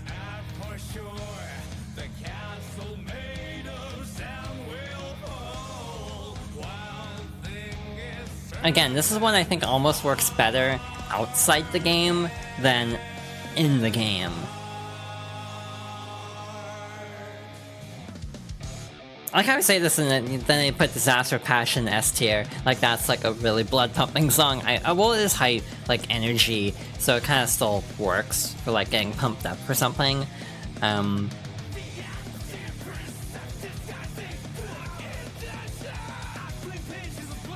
See, like I also don't really listen to the song very much outside the game, so I kind of forgot that this part of the song existed.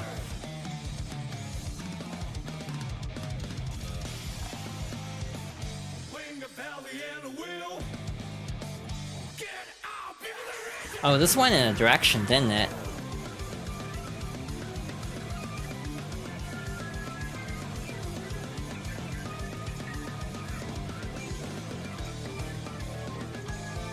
See, like, here's the thing, and I saw people talking about this the other day. Why are these songs like 5 minutes long if Strive is such a high damage game that the match ends, like, really fast? And I saw an argument that I actually really liked, that typically if you go into a training mode, you're just gonna leave everything default. Meaning, when you're actually learning this character, you end up hearing their theme a lot more in more detail. So it's partly a training mode thing. And so it's like as you're learning the character, you're also learning about the character through their song. Or at least this is how this person I saw on like social media interpreting it. And I thought that was a really interesting way of looking at it. Because like even if you barely hear it in like normal matches, when you're actually like labbing, then you will get to know the character and the song more deeply. Which is part of the reason why I know certain songs better than others, because it's like characters I actually tried to learn. I definitely learned these songs quite a bit. And I will definitely be hearing this song a lot going forward. You gotta learn the character to learn the character, pretty much. And see, this is the thing with like Guilty Gear. It's like, why do I want to play Dizzy? Is it because she looks broken as hell? No, it's like I basically wanted to play Dizzy just the entire game. Just because I love her character arc so much. She could be bottom tier for all I care, and I'll still try to make this work to some level. And this is how, again, I've given this spiel before, but this is how I approach fighting games. Like, Smash Bros is a really good example, where part of the reason I have a hard time finding a main is just because I don't necessarily have a deep emotional tie to a lot of the characters in Smash. A lot of the characters that were added later I have stronger emotional ties to, specifically, again, Pyra and Mithra, Joker, those are the two main ones. The first part of the song is just Come Together from the Beatles, which is a thing that happens a lot, where a riff shows up. He wants to try Asuka because Shadow Wizard Money Gang. That is also very fair. Like, a lot of times with a character, you just need like a hook. Like, a lot of people just see, and this is why Guilty Gear does so well in a post-fighters world, because now that eyes are on Arxis, they can just drop a trailer and people will be like, whoa, this character is really cool, I want to learn this game. And that's like all you need sometimes, is like to have a really cool character that you want to play as. I've talked about this before, but that's why I have a hard time getting into Street Fighter, is no character like immediately personality-wise or visually grabs me. In Street Fighter 6 specifically. There are characters in older games, but that doesn't really help me.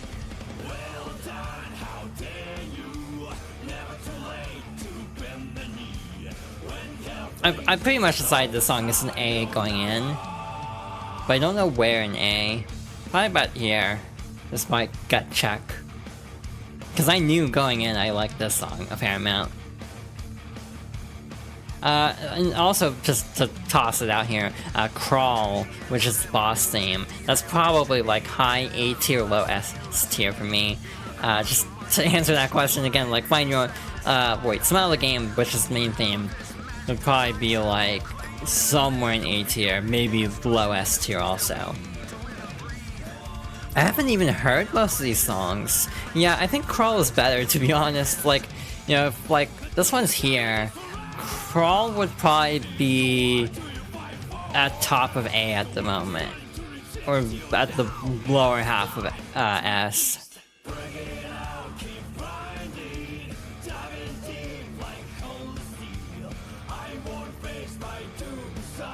This song's not bad though. I do like this song quite a bit. I've also never heard it all the way through, I don't think.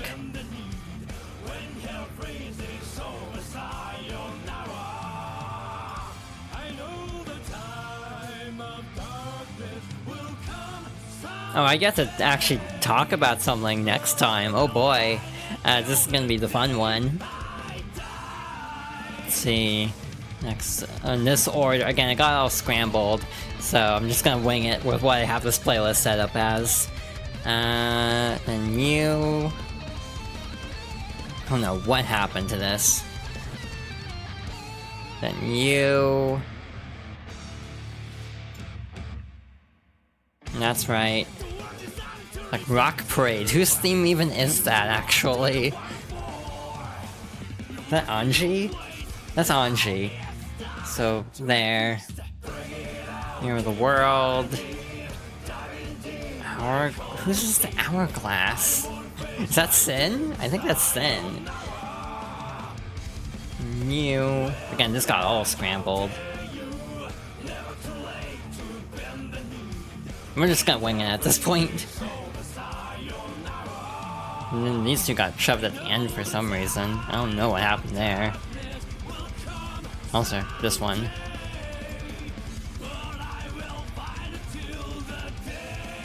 Yeah, Anji's theme. Again, it's like, it kind of shows how much I don't pay attention, unfortunately. Again, I kind of tunnel vision on like specific characters.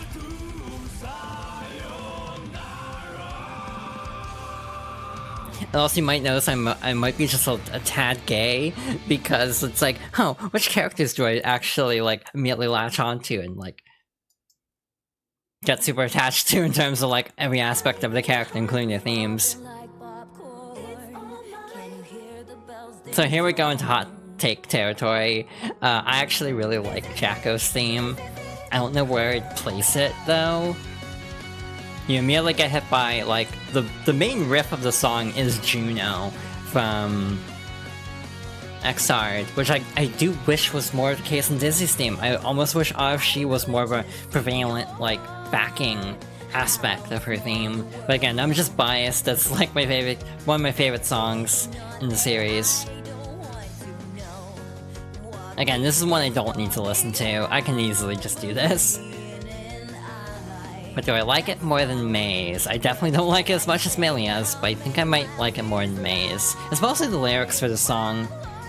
Again, Jacko is a very fascinating character. The spoilery TLDR of Jacko Valentine is,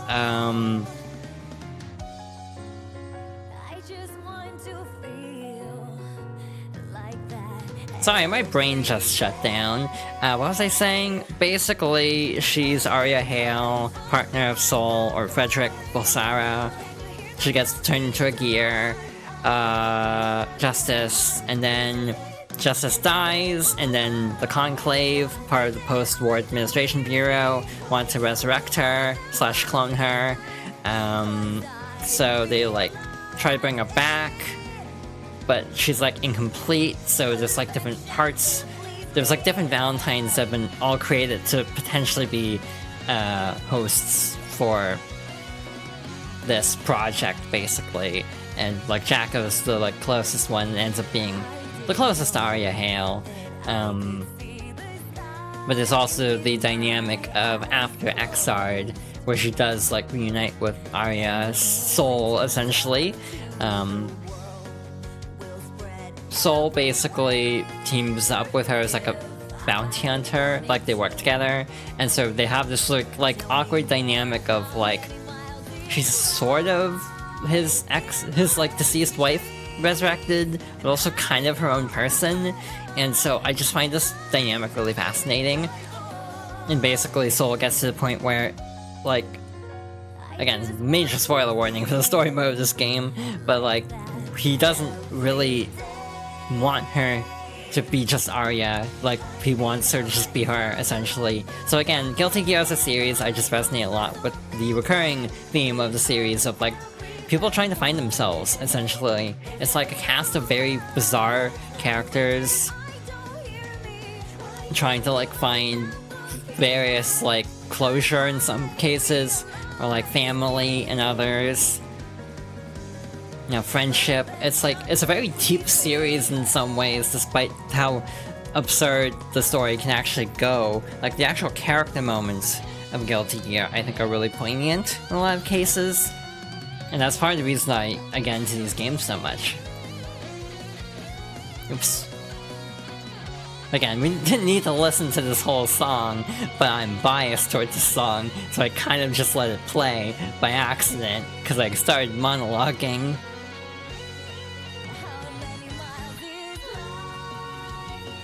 Again, that's why Dizzy is such a poignant character to me.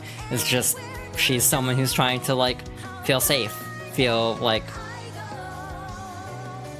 companionship, basically, and being a half-gear, she's very intimidating and dangerous, so her trying to, like, find acceptance in family. So, again, that's why this character is so resonant to the point where it's like, yeah, I'm just gonna play this character no matter what, I'm gonna see how it goes. I remember when I played Smash, people kept telling me, like, you know, your main is, like, really low tier, and I'm like, I don't care, I want to play this character. And this was before Pyre and Mythra got added. They are high tier, and Choker's high tier, so I ironically got high tier characters eventually, but I wouldn't have played Pyre and Mythra because they're high tier, I would just play them because I like Xenoblade 2. Xenoblade 2 is another case where it's like, thematically, a lot of things are very resonant to me in a way that, as much as there are problems in Xenoblade 2, I'll always think of the Chapter 1 shot where Rex wakes up and he's, like, staring straight at Pyra's chest. Like, there are just moments of that game that are not the best, and I'll fully concede that. But Xenoblade 2 and 3 are both games that just resonate with me on such a deep level, I can overlook a lot. And Requiem, okay, this is Ino's.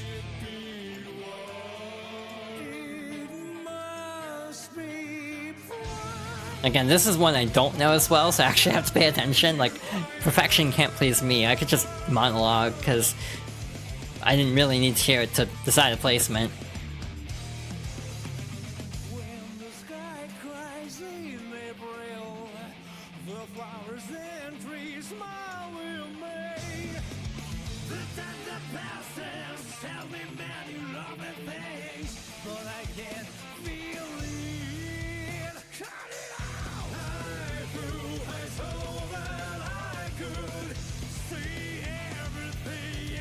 You'd think I'd know Ino's old themes better, given how much I get walled by her.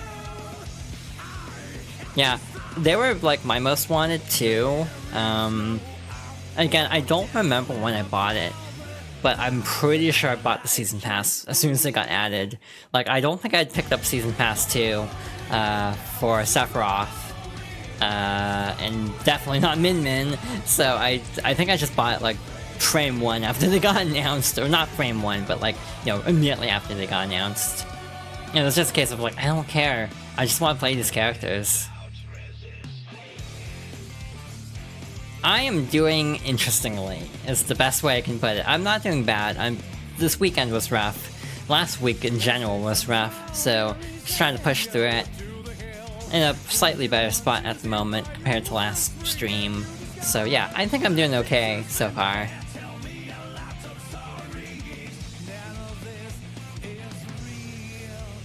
Yeah, kind of my normal, unfortunately.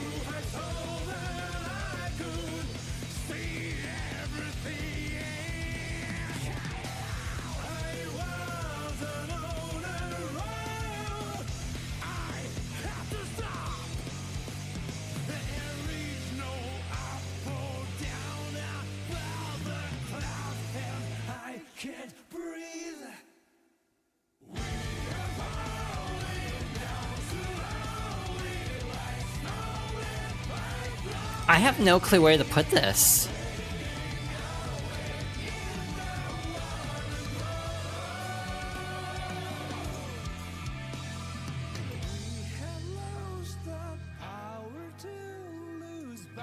I'm like genuinely trying to figure this out. Cause I'm like...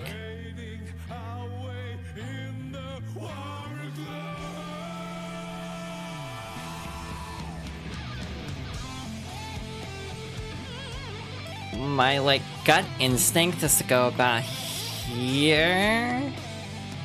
Maybe here. Again, this is like my first time hearing the song in full, so I'm like genuinely processing. The next like stretch until Anji is gonna be like, we're done. We don't even need to listen to any of these, hypothetically. I can just plop them in, because like all 4 songs I know pretty well.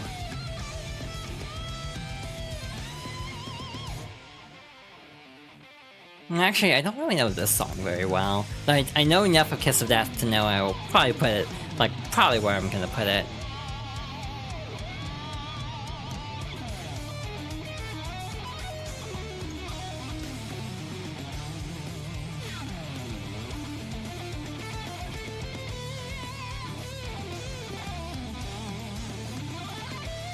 Like, I'm over here like, this feels like a callback, but I don't remember enough of her theme to say this is a callback, because I almost never hear her actual song. The song I hear is her boss theme, not her actual theme. I don't even know what it's called in the older games. It's interesting how Dizzy doesn't have like a separate boss theme, or if she is just her theme. Though I guess you could make the argument that like the extended version could be like the boss version.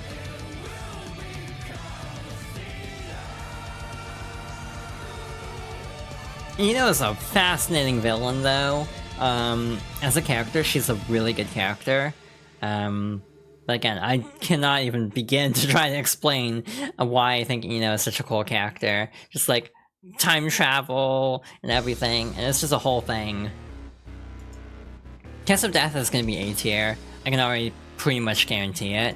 I think I can already just do this, like straight up. Like from what I remember of this song, it's probably gonna go there. I love morally questionable women. Same. It's also a thing I realized about myself in this game. Except Ino, who I never tried to main. Though again, she's definitely a character I respect. I have always played the villains of every game. I've played Dizzy and a lot of these, well, Jam doesn't really count, but like, when I got back into Guilty Gear, I almost entirely played boss characters, because I played Ram and Dizzy a bunch. So it's like, yeah, Ram Lethal is essentially the boss of like X-Art Sign, and you know, Dizzy's the boss of X. So, except for Ino, I basically always gravitate towards the boss characters. And it's not just because they're the boss characters and are broken as hell. It's just, they often have the most interesting stories, because, like, no one is, like, evil in Guilty Gear. Like, this is the thing that's really fascinating to me. It's like, you have antagonist characters, like this guy over here, who's like, yeah, he is the antagonist, but he's not, like, a villain in a traditional sense. He's a really weird character in terms of trying to explain like where he falls and like his motivations, but I think that makes him super fascinating. And also, like, you know, obviously that man over here is a very good example too, where it's like there's a lot of nuance in these characters. Yeah, the song is up here. I actually like the song quite a bit. It's got a good vibe to it. It fits Gold Lewis really well too. Not looking forward to him being buffed, though, if I'm being honest, given he's already very much like a one-shot character. Just gonna stroll in and get obliterated. I mean, that's also how, like... Oh yeah, that was the other thing I meant to talk about. Like, the big question that people have right now is Nago. What happens if Blood Rage goes off while Wings of Light goes off? Does his health bar just instantly disappear? Like, how fast does it drain if both things are active at the same time? It's like, this beam of Typhoon Gold Lewis just straight up kills you, pretty much. So yeah, that's the part I'm not looking forward to. But hey, I can just be a zoner, sort of. Also, another thing I forgot to mention, every character gets star rankings based on difficulty and a classification. So like you have rushdown characters or balanced characters, and stars for how difficult they are to play.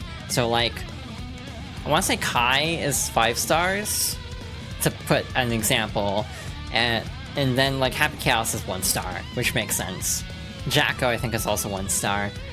Dizzy's 3 star and unique, so she's not like falling into traditional archetypes, because she has some zoner aspects, but some like more aggressive aspects too. She's still kind of a zoner. If I had to go with any, I'd say zoner, but I feel like she can also play very up close too, which is different than like Happy Chaos, whose whole game plan involves like spacing.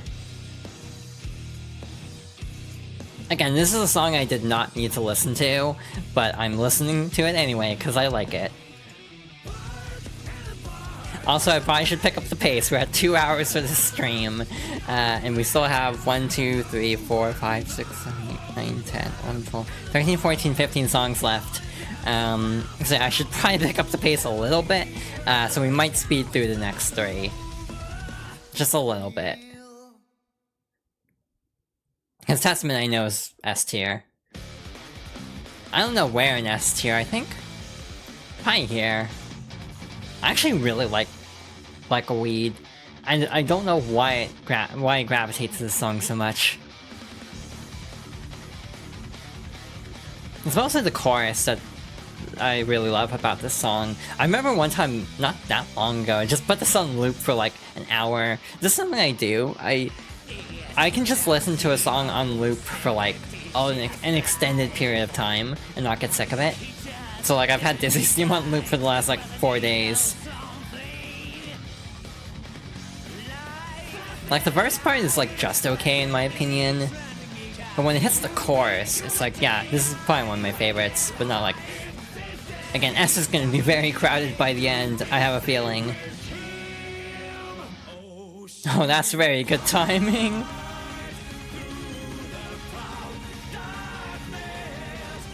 See, this song and Dizzy's theme both, I think, resonate so much because of how, like, there are parts of the song that kind of toy with, like, darkness, and then you have parts of the song that are very, like, triumphant sounding. And I think that's what I think is so fascinating about these two, is because they establish these themes of, like, these characters trying to overcome their inner darkness. And then you just have other characters who are just, like, full chaos, and speaking of which, we're not gonna spend too much time on this song, because this is also an automatic S. And again, this is one where it's almost like it doesn't feel as fitting for battles, per se, mostly because of this opening bit.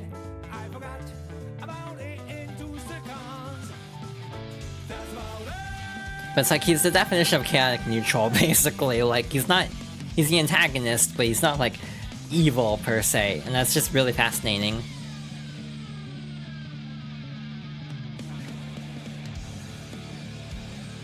It's one of those songs that, again, feels like it goes through multiple other songs in the process of itself.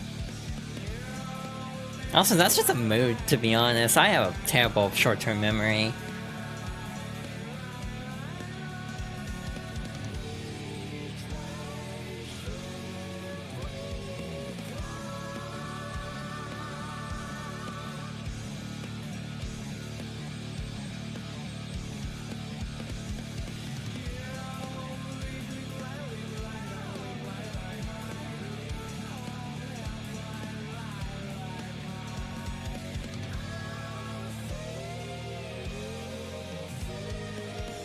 I do like the edit that someone made that just stops at "I forgot" and it just continues as an instrumental.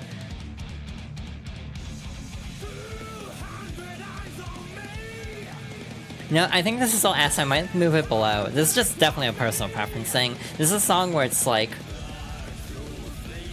I don't know if this makes sense, but I almost feel like this is an automatic S for me. Not because it's a song I go out of my way to like listen to as much as some of the others, but it's a song I respect because it's so nuanced and layered that it's like super impressive, almost. This is how I'm feeling about this one.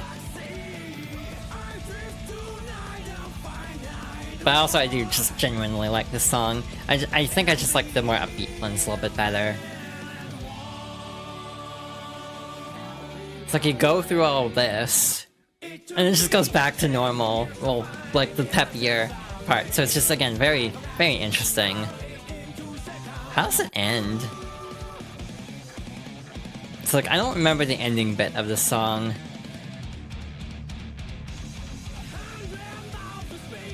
See, like, I'm so torn. It's like, this is the tough part, is some of these are like, where would I put this relative to the others?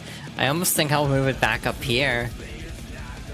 It's like, I think it's winning me over again.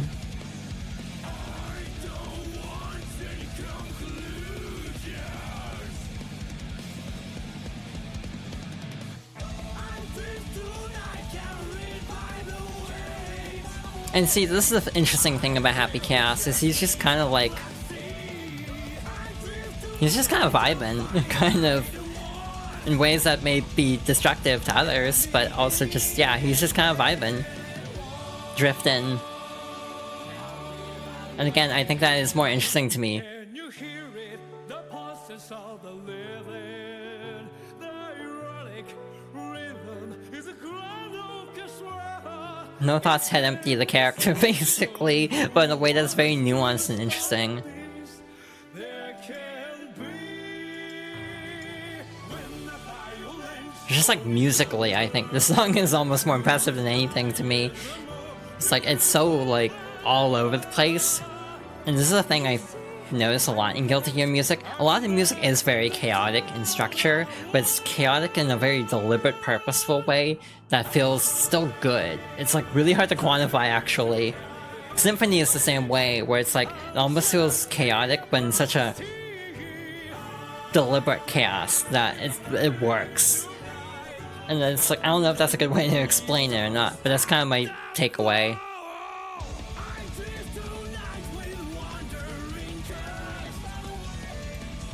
Symphony has gotta be up there as well. Once we get to like the final DLC, we have like Asuka and Bedman, question mark. Now I don't think I've really listened to these two hardly at all.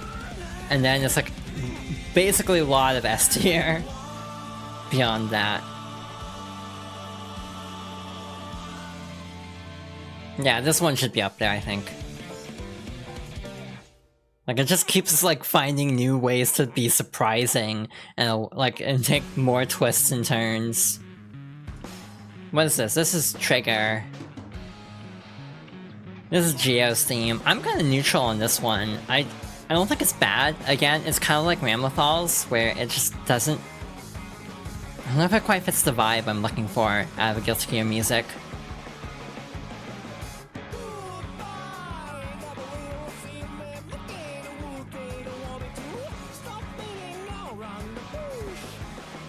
I like the chorus of it. I think it's the verses that I don't really mesh with.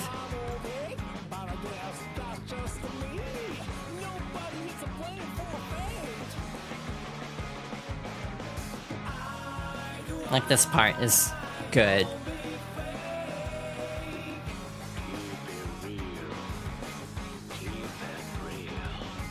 I'm leaning here.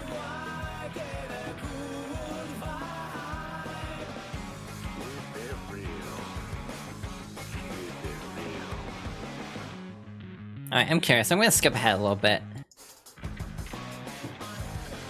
See if how it mixes itself up.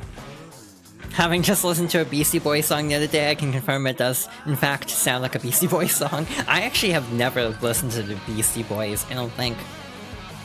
Maybe that's why I'm kind of neutral on this one, is I have no familiarity. Again, it's fascinating how much Guilty Gear draws from music. I mean, you have a character named Frederick, as an example, who's straight up named after Freddie Mercury. But yeah, a lot of characters and moves even are inspired by music. Again, I've told this story like in group chats. I don't think I've told it on stream. I play Fortnite a lot because I had a period in the pandemic where I wasn't playing anything because I was so burnt out by like games. So I just played Fortnite because FOMO forced me to actually play a game a little bit every day. So it kept me from just being completely like inactive in terms of gaming. There was a Metallica event like last season, I think, and there's an item in the game that's like a traversal item that like launches you up in like lightning, and you can like dart around a bit and then crash down to deal damage. But the move is called Ride the Lightning, and I genuinely had a moment of like, oh yeah, that's a Metallica song. This is not just Kai's Overdrive, because like I don't listen to Metallica.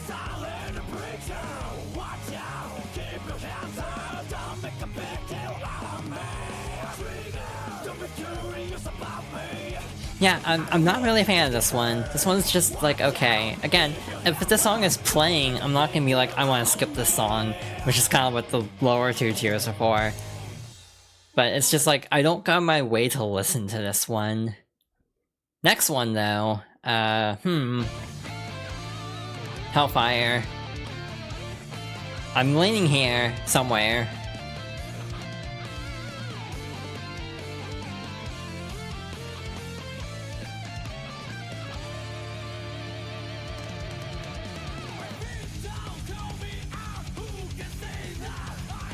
Maybe here, just to keep S tier a little bit more special, but in A tier is also getting really crowded, actually. It's like I can think of at least 3 more songs I'll be on Mac S tier.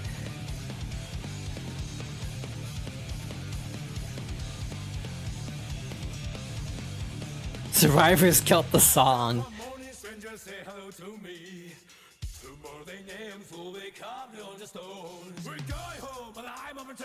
And it's like, it's really catchy. And again, if I looked up the lyrics, it'd be like, oh, probably.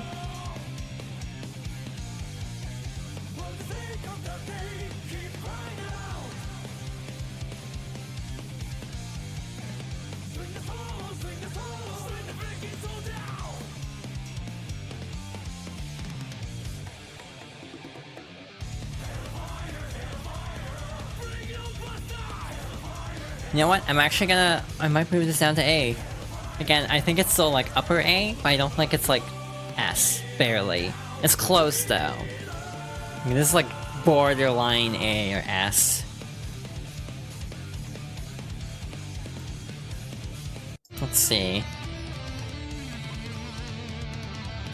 Okay, that's interesting.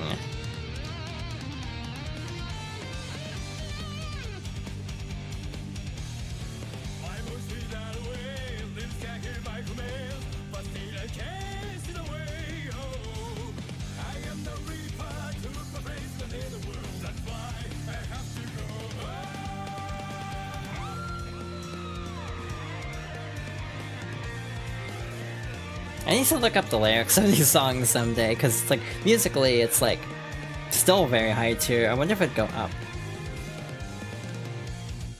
Yeah, I forgot there was actually Dizzy gameplay released by GameSpot. The main reveal is that the Afro move from Faust turns her, just like gives her a giant bouquet over her hair.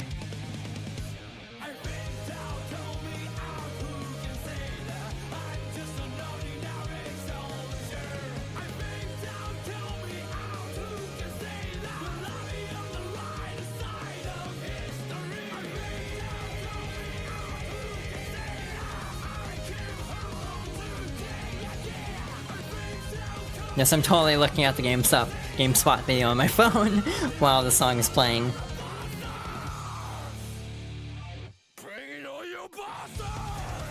The other thing we don't know about Dizzy is if she has a double air dash or not, because she traditionally does, but we haven't seen anything. That's mainly what I'm looking for in this clip.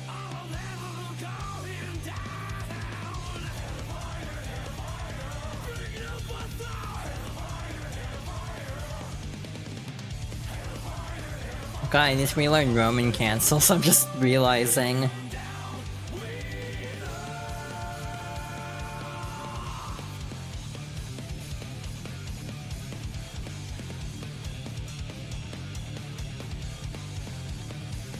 Okay, her win animation involves her like checking up on the other person. That's cute. Okay, now I need to focus because I don't know Rock Parade at all.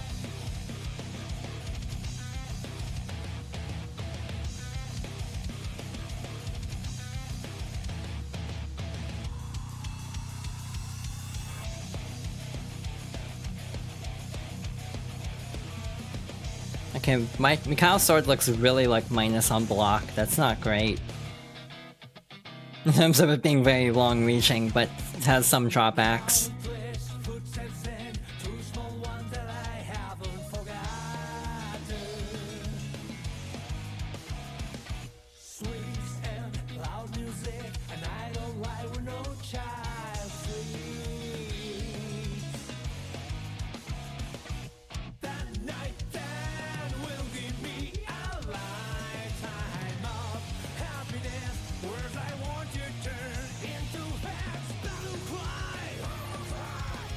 This reminds me of the opening song of Tales of the Abyss. I don't know if that's a deep cut or not. A song that can be summed up as bike and pretty, honestly based.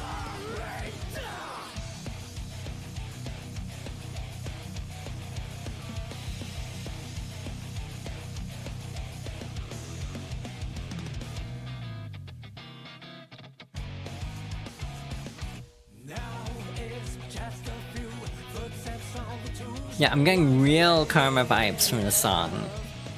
And that just makes me sad, because now I still really want a remaster of Tales of Abyss for something not the 3DS.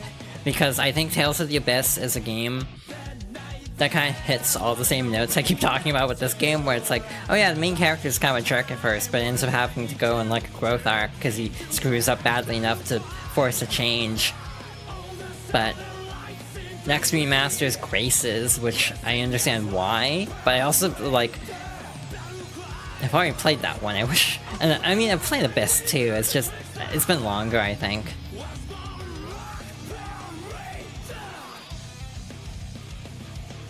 Man, it's getting crowded in here. I'm leaning right here. I think I like Rec Room slightly more. But the song is actually kind of a bop, I'm gonna be honest, despite not even like knowing it very well.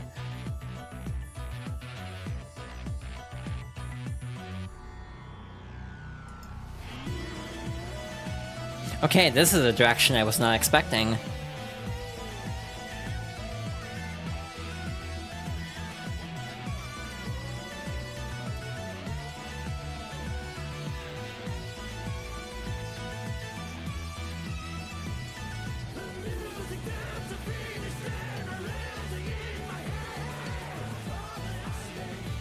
Again, it's something I really like, is sometimes you can just be in a groove with a song, and then it's like, what if we just totally swerve the other way, in terms of like overall feeling? Like, just do something completely unexpected with it.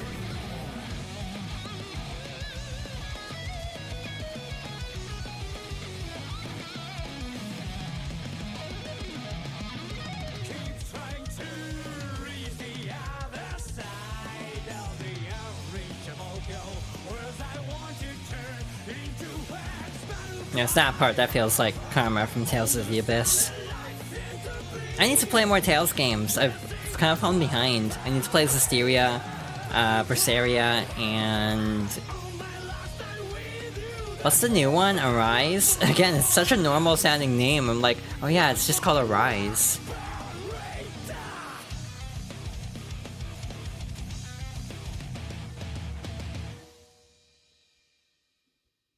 Yeah, that one's quite A tier. Again, despite not even knowing that one, it's like, you know what? Having heard it essentially for the first time, I'm digging that. Mirror of the World. Again, this is one I don't know very well.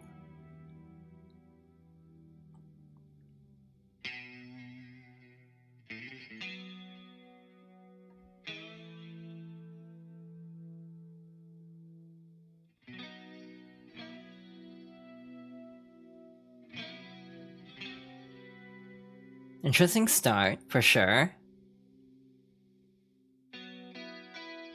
It's a song that takes a million years to get going. I'm picking up on that. It's like, no wonder I never hear this song. It's 6.5 minutes long. It's almost 7 minutes.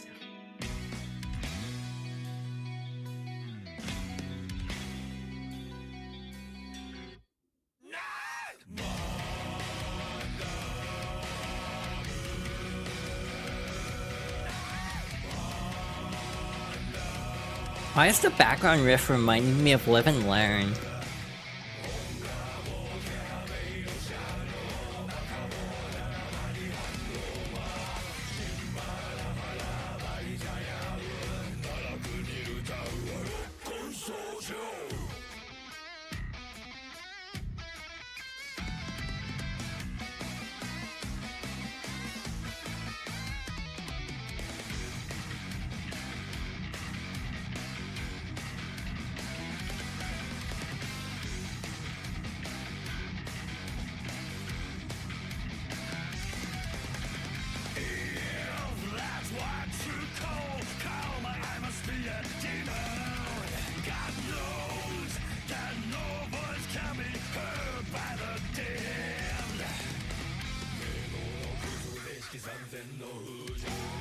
If I do this, if it'll break something.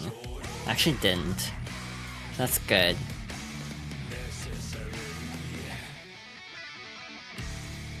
Yeah, it says it's sorted properly there.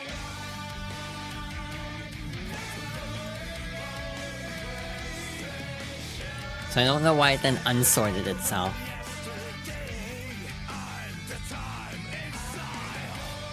There we go. Just an option I was missing. Oh, but now it's all like out of order.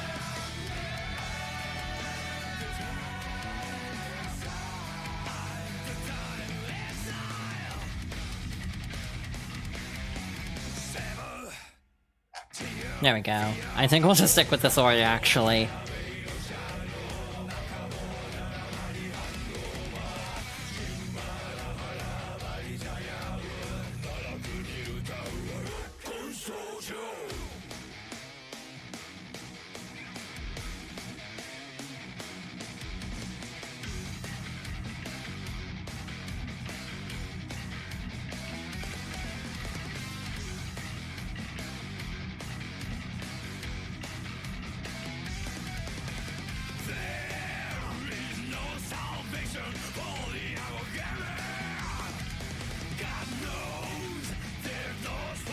Alright, I'm gonna skip ahead a little bit. Just try to get more of a feel for it, because again, this one I'm really having a hard time placing. Gut feeling is here, about where Chip is. Like, the slow start doesn't help, but once it gets going, it doesn't really feel like it stands out much. I almost want to put it here. Okay, but this part's nice.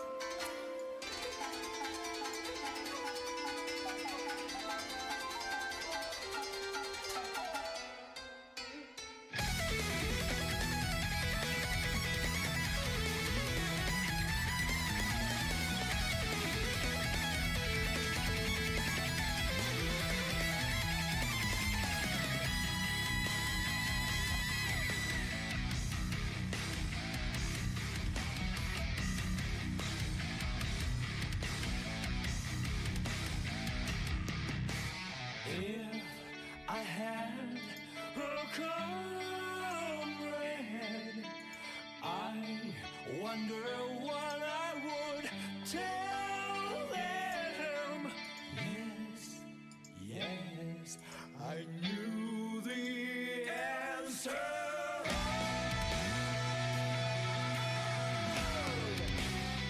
See, the problem with Guilty Gear Strive, what are the odds in that intro portion then you could actually take a round in just the intro of the song? I feel like it's a very high chance of that happening. Just based on how this game operates, I feel like that'd be completely feasible.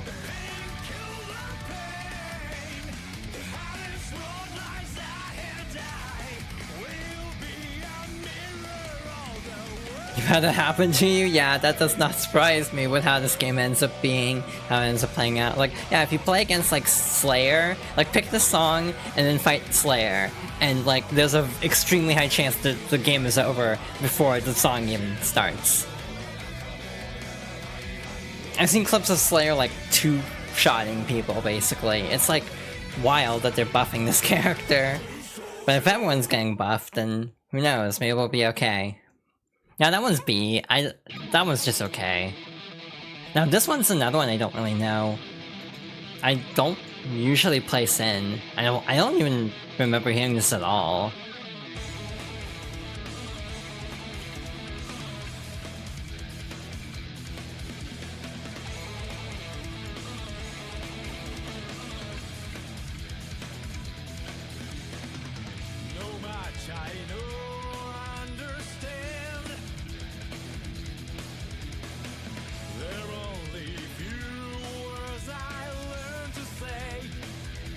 But I don't care,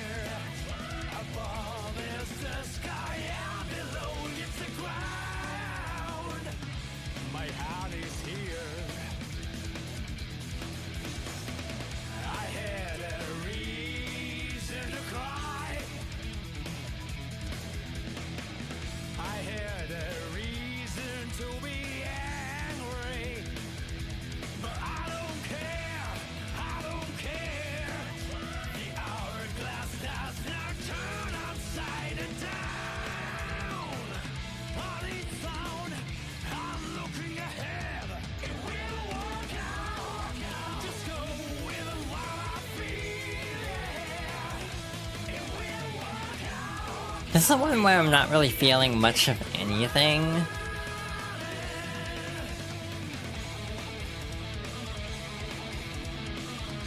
It's like, I don't know where to put this one. Maybe here? Just gonna skip.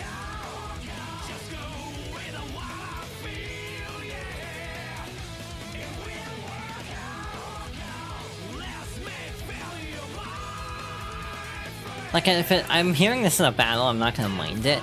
But I also don't feel like this is one I'd go on my way to listen to. And I guess that's kind of how to describe B tier in general, where it's like, anything in A tier, I'll be like, not my first choice, but like, cool, neat, I'll be fine with that.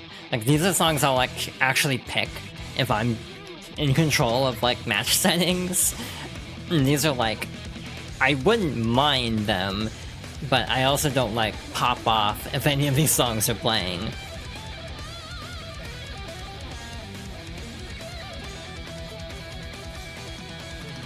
I don't know if I can turn this into a standalone video, because it's gonna be like 2 hours of the stream. It's just gonna be listening to Guilty Gear music. There's definitely a twist my rubber arm kind of moment though, where it's like, I'm not exactly opposed to just listening to Guilty Gear.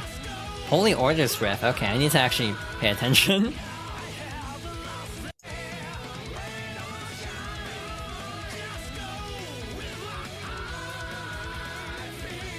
Huh.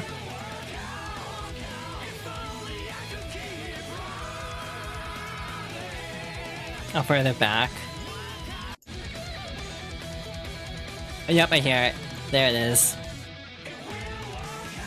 That's cool. Okay, that makes me feel better about this song. We'll put it above Chip. See, like, if I were to do a classic tier list, like, Avshi would be number 1, Holy Orders would be pretty high up, Blue Water, Blue Sky would be pretty high up, a lot of the songs from the older games I don't know very well, unfortunately.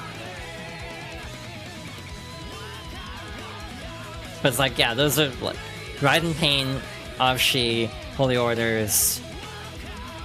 Those are like the 3 and Blue Water, Blue Sky are like the 4 I just immediately think of when I think, like, Accent Core.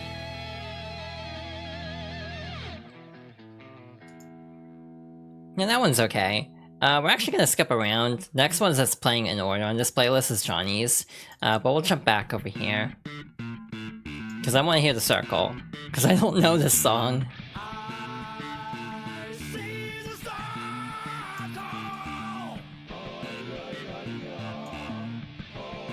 I'm like, wait a minute, is this Bedman's or Asuka's? I think Asuka's is the Gravity. And shows how much I was like, I pay attention to the early DLC.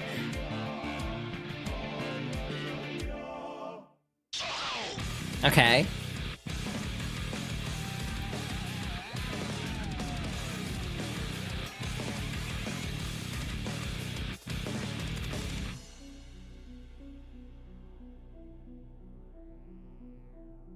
Welcome to the Infinite world. What's my engine? Yep, this is Bedman's theme, alright?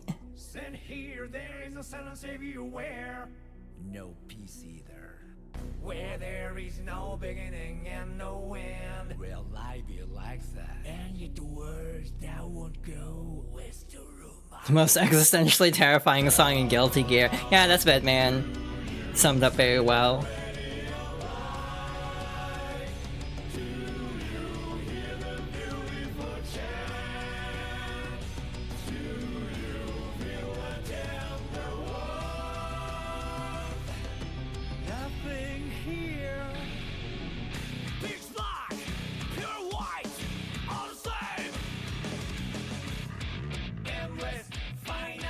Copy that.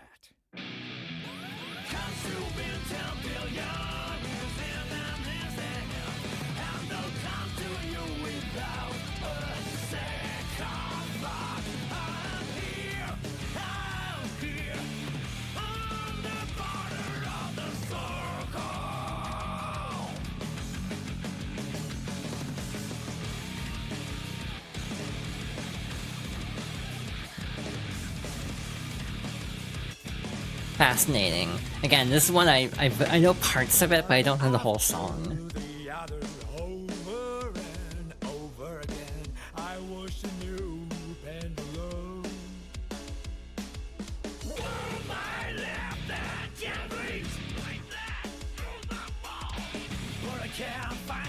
Again, it's one of those where it's like, if you just listen to the song, it's like, yeah, it's like rocking out, and then you look at the lyrics and it's like, oh, okay, oh, this is a lot more than I thought it would be lyric-wise. Copy that.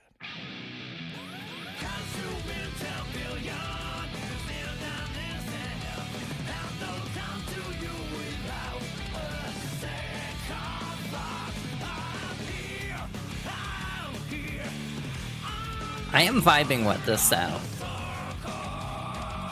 Probably somewhere in here, but where?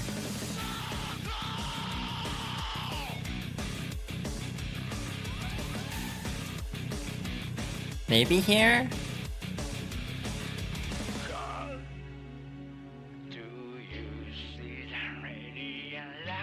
I'm like, oh, it could go in anywhere in A. Actually, I don't think I'll put it over here. Because this is a song where I'm like, I don't know what to expect from it, but I was like, yeah, I am kind of vibing. Ironically, this is not a vibe song.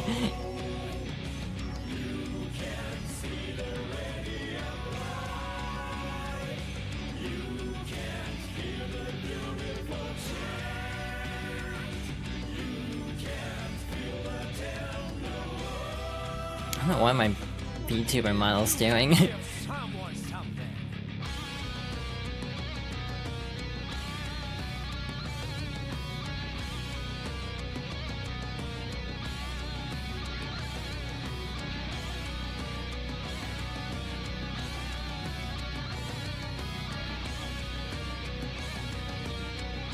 Yeah, no, existential is a really good way to put this song. Copy that.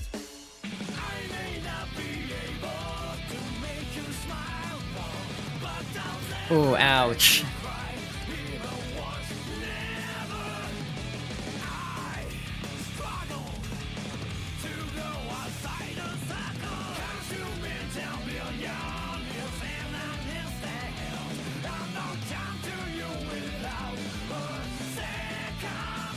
See, Bedman's such a fascinating character because he's like... I don't even know how to begin to parse my thoughts on Bedman as a character, but I just think he's really cool, essentially. And what's next? I was going to extras next, I'm okay with that.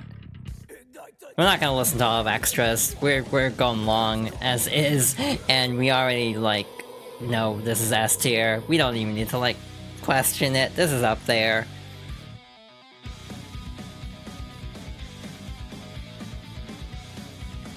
Help, help. Is this another women pretty moment? Which, to be fair, based.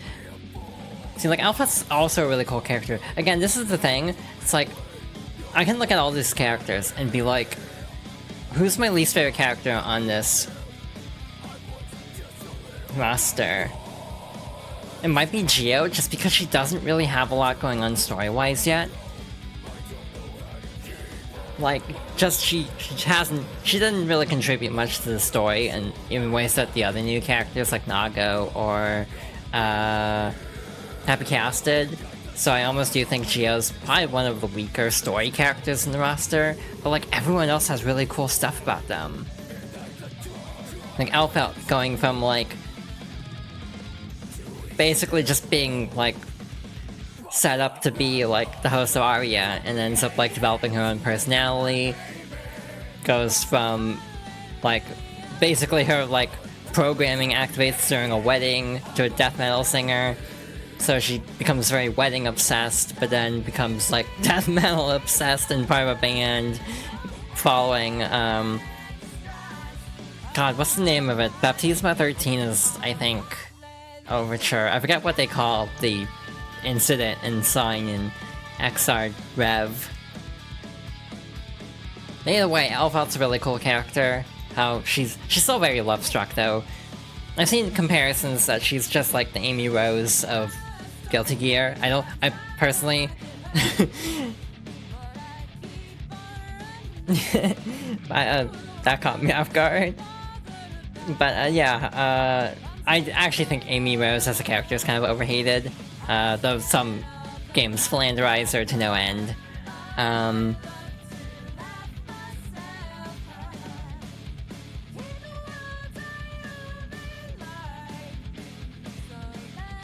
Yeah, I need to play Overture still, speaking of that, the Baptisma incident.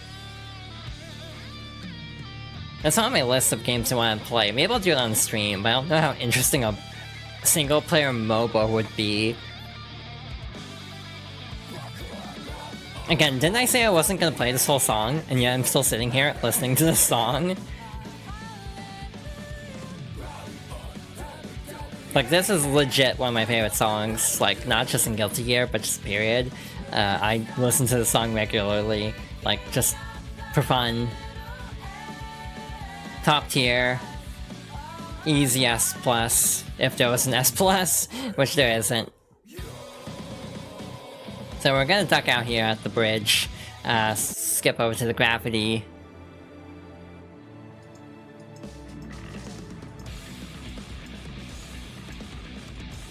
This is one I don't know very well.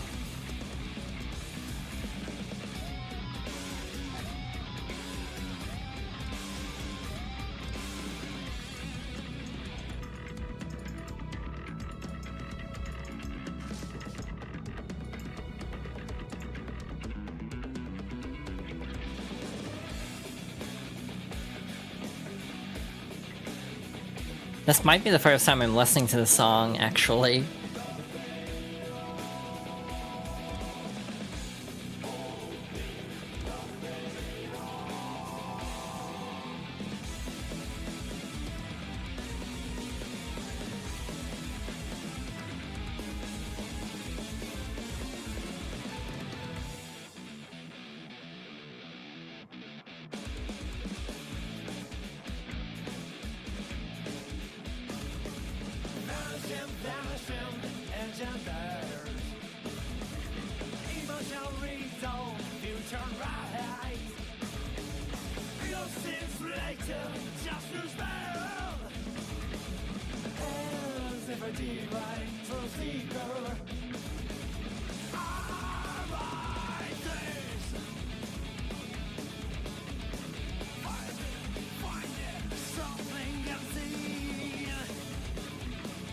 So, like, one thing I'm thinking about with this song is I feel like the tempo keeps changing.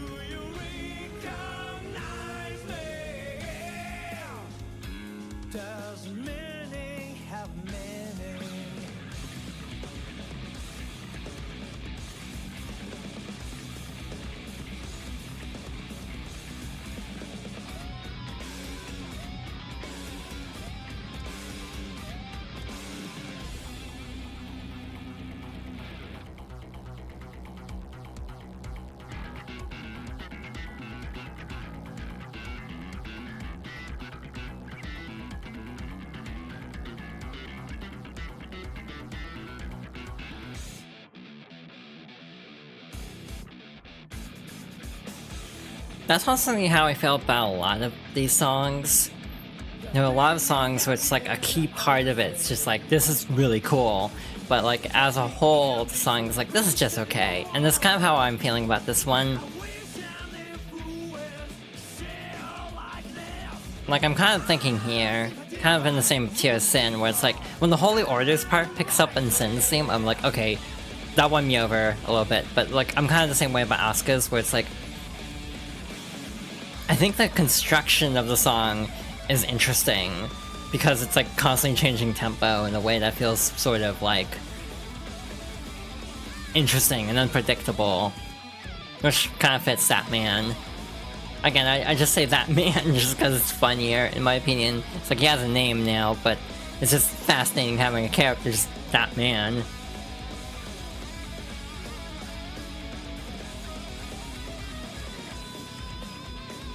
Yeah, it feels a little flat, to be honest. Like, I don't know what they could have done differently, but it's like not quite meshing either. But yeah, I've definitely never heard this song before, except maybe in like Asuka's announcement trailer. I like the organ in the background, coming in and out.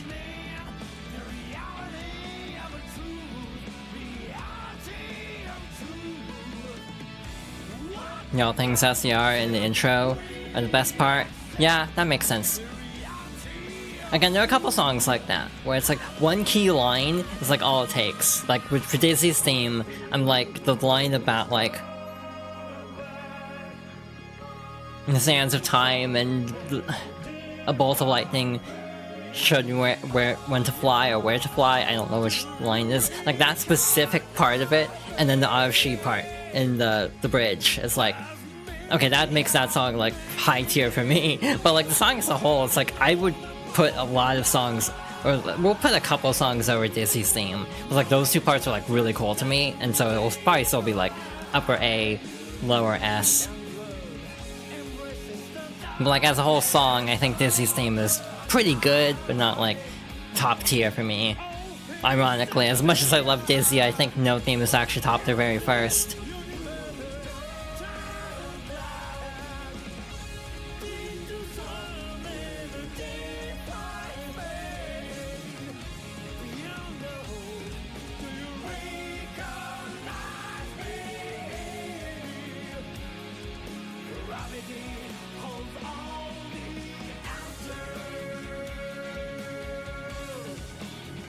I also think it's because of Asuka being like a weird nebulous, he is a main character but also not a main character, makes his theme less interesting because there's less to draw from, less history there. Like he's always been in the series since like the X games, like X2 I think.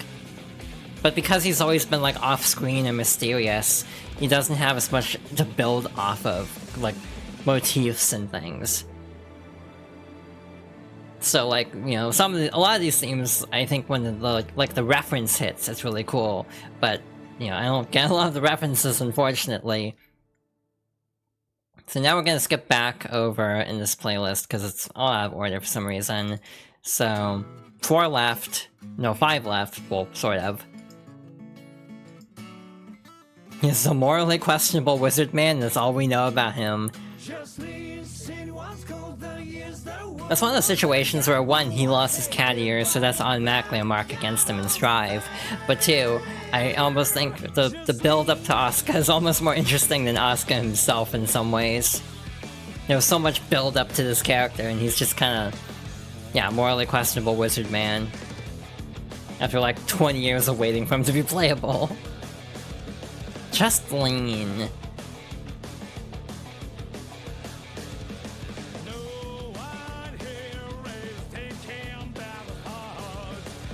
This is the last one I'll actually need to like listen to.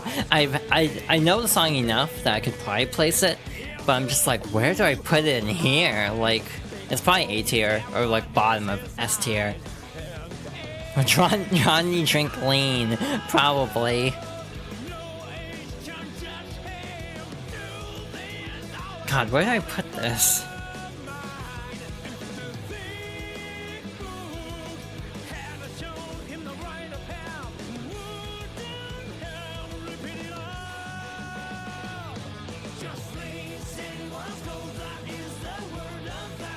Like, I kind of vibe with this one. It's not like my favorite though.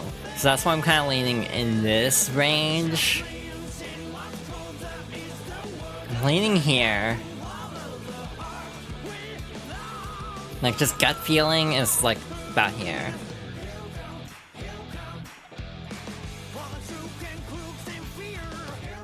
It's got a nice vibe to it. Again, it's one of those where it doesn't feel as fitting for a fighting game song, like it's not as high intensity, but it just has like a nice rhythm to it. It also feels very different. Alright, let's skip ahead a little bit. Okay, that's still chorus. Sounds like something you'd hear at a bar. That's a very good way of putting it, actually.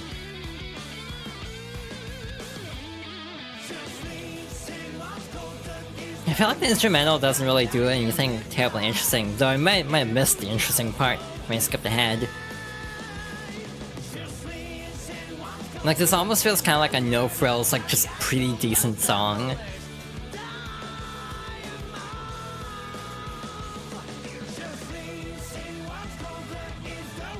This is actually really hard. I'm like... I mean, it's somewhere in here, but I have no clue where. Maybe here.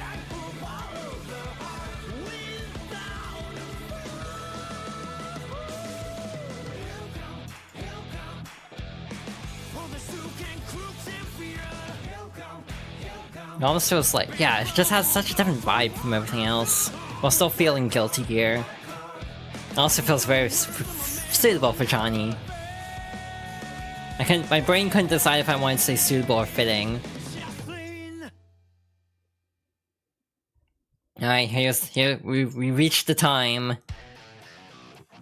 Never mind, I accidentally shuffled the playlist. Why is it playing Slayer's theme?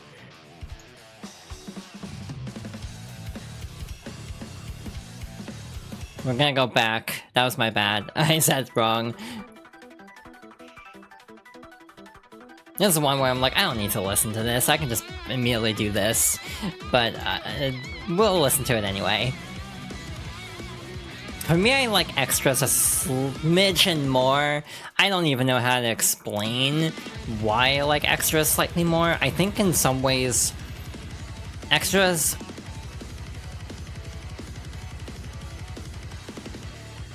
How to put it? The song is kind of like Drift for me, where it's like, it's so fascinating. Just because of like the layering of it. And it just goes in so many places too.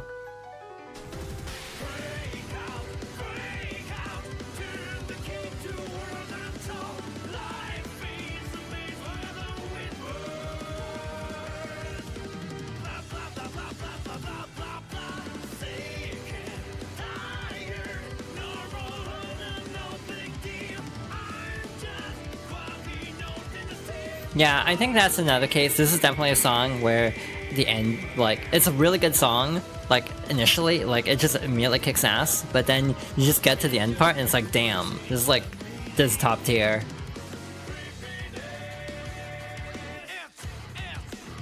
How to describe this? I almost feel like Extras as a song, for me, is slightly more like...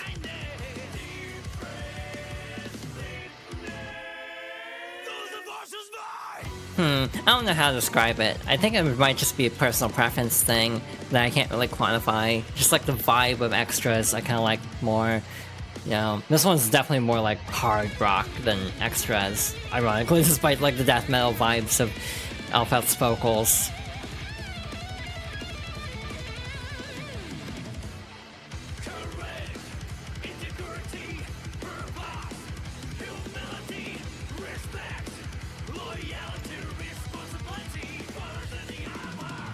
Again, this is a case I do not need to be listening to this. I know where it is, roughly. It's just, I like it. It's funny, because ABBA as a character is, like, another one that's sort of, like, nebulous. Mostly because Accent Core isn't exactly the most canon game. Just, like, loose elements have been pulled from it. It's like, obviously all the endings where they make Paracelsus human cannot be canon. Toxic straight couple, basically. She's like... And like, Paracelsus is like the spirit of an ancient warrior sealed inside of this key, and it's like, what a fascinating character. And again, that's why I like Guilty Gear so much, because there's so much, like, to the characters. It's like, it's an archetype can't think of any other game that would have something like this. Almost like kind of horror vibes they lean into, also like a round intro and everything. This part? Yeah, this part. It's a nice little break. Like the sort of wedding organ in the background, I think is a good touch for this, again, very fascinating couple.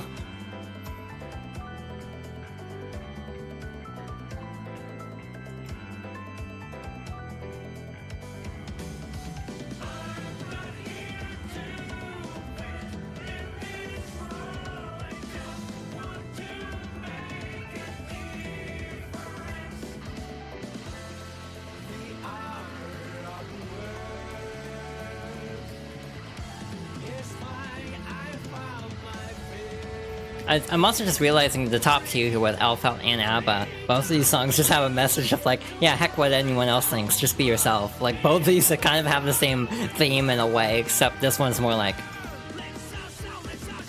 bubbly in a way, and this one's more like, I don't know how to describe the vibe of the song. I'm cringe, but I'm free. That's a good way to put it.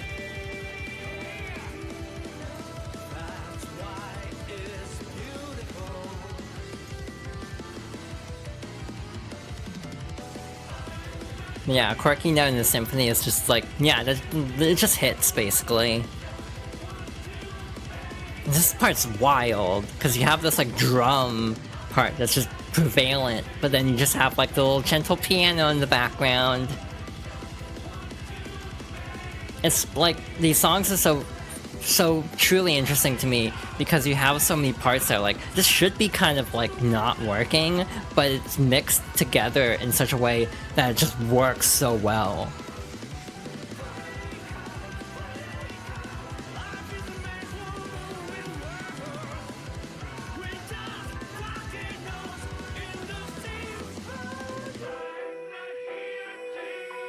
And a little wind down at the end.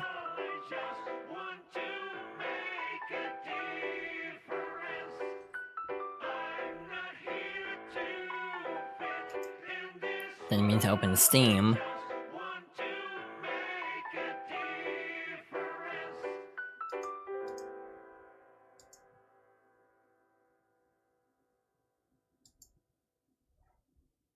So yeah, that's gotta be up there. Again, I don't know where I'd put it relative to extras though. That's the tough part, because like both are like really close. It's like this thing with a lot of these songs where it's like, you know, if someone says like, this is my favorite song, it's like, no, like, there's like no arguing here, because like, yeah, no, that makes total sense that this could be your favorite.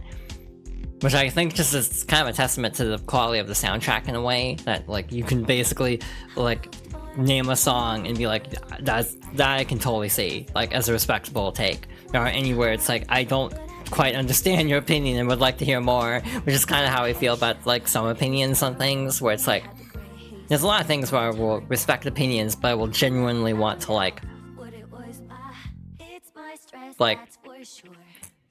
ask about it just because I'm fascinated. But yeah, like most of these songs are like pretty decent, to the point where it's like, I don't know if I'm explaining this remotely well, or I'm just sounding like an asshole, to be honest, but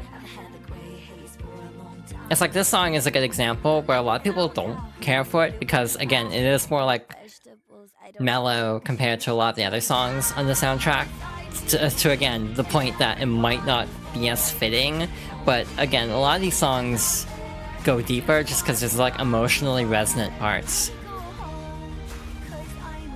It's part of the reason I like Testaments. I actually might move Testament over Milia.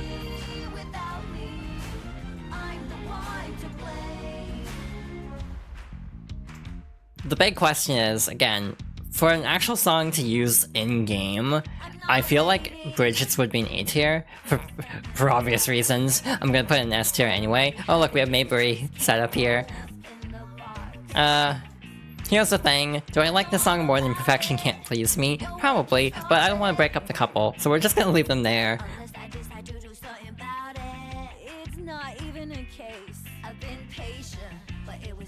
Yeah, this is like the mellowest song on this soundtrack. I hate the alarm clock I chose.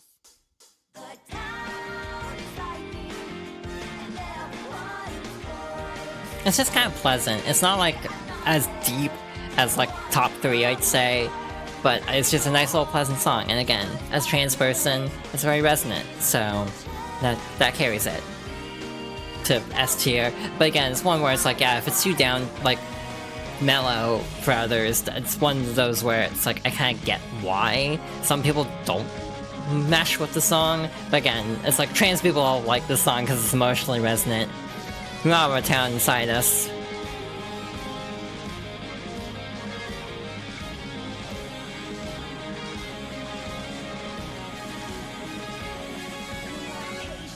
My body is like And the last one is Slayer. I don't know where to put Slayer's theme.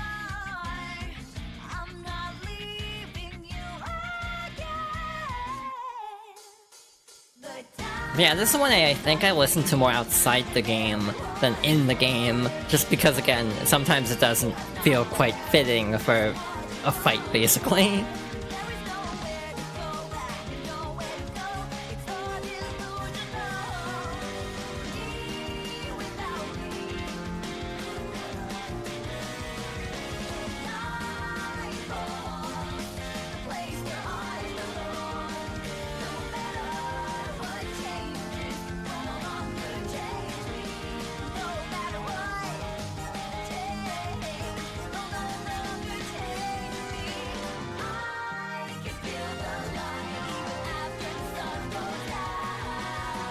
I didn't mean to listen to this whole song, but I did anyway, just because I was vibing with it. Again, I don't really hear it in game very often, because I usually just pick other songs. Now Slayer, second to last one, though we already heard Dizzy's earlier in the night. Will I listen to it again? Probably. This is like the shortest song on the entire soundtrack, I think. Find Your Own Way is 3:39. This one is 3:27.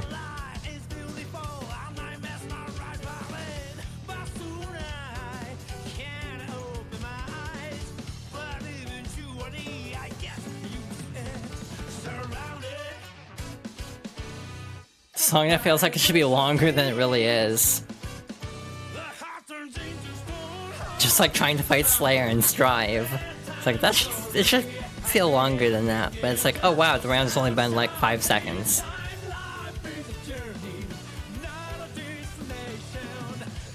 I remember some description about like Slayer having this mentality of just like trying to get through things really quickly. It's like, the song being the shortest is fitting for him.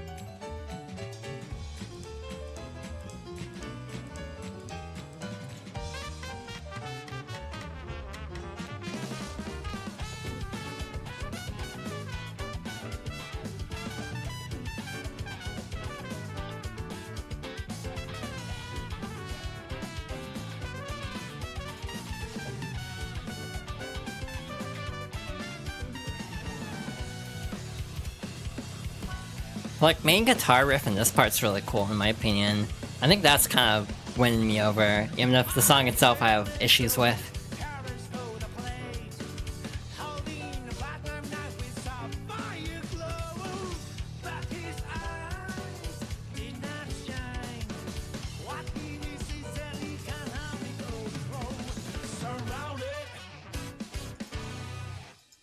Again, there are parts of the song I really like. I think it's the best way to put it.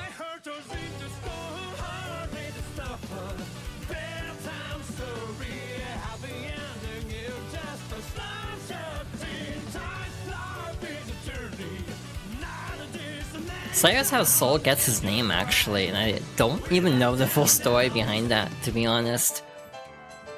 Like, the moniker Soul Bad Guy comes from Slayer, and I don't know what the history is there.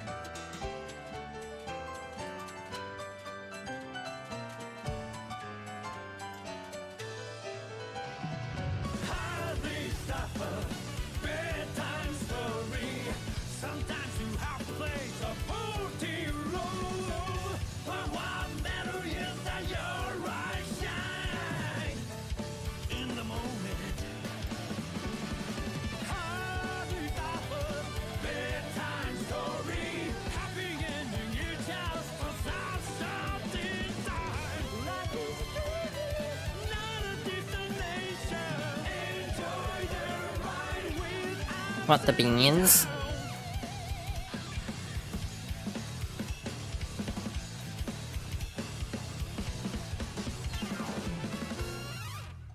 Yeah, no, that is really abrupt. Dang. The instrumental portion after the second chorus is really good, but then it just kind of ends after that. Yeah, it feels like we don't really have a proper it feels like there should be a bridge, and then final verse. Or like final chorus, but it just kind of ends, like Slayer's done, which Again, it's one of those things that feels almost in character in a way, but it's also just wholly unsatisfying as an actual song. And of course, because I have a problem, we're gonna go back here for a moment. It's probably louder, because it's a YouTube video.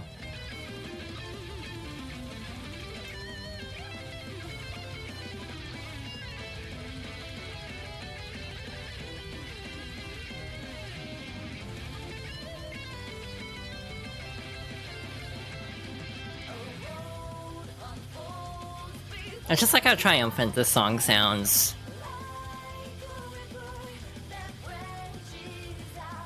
Again, it's like the same feeling I have with Testament's theme, where it's like, this is a perfect encapsulation of how far this character's come from her origin to now. Same with Testament, where it's like, this sort of, like, liberating feel of the song contrasting, like, all the shit that Testament's gone through.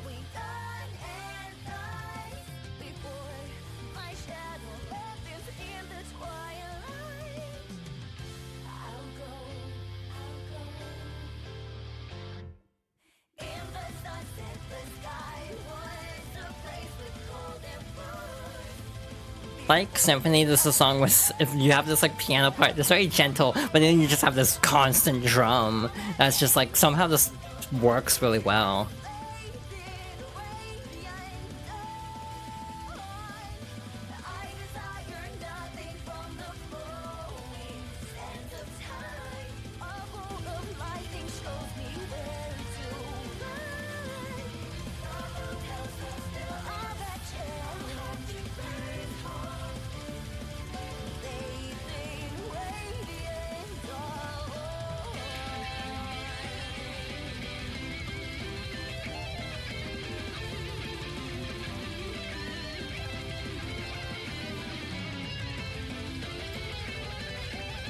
That's a little bit glitchy. See, my gut check says here.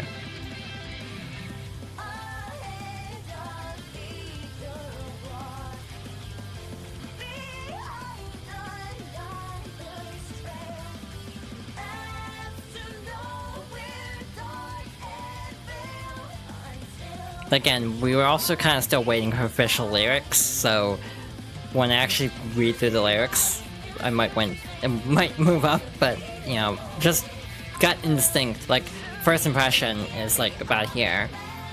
Again, despite, like, Dizzy being my favorite character, I would say I do like these two way more.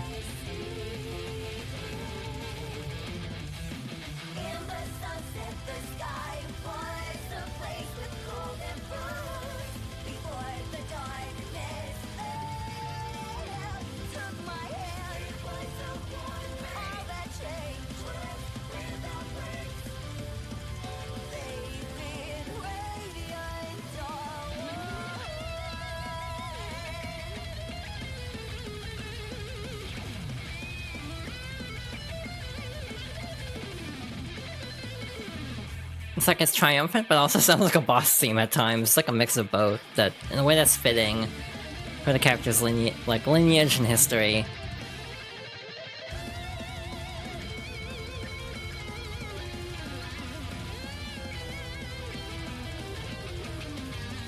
Again, I almost wish the RFG part was slightly more prominent.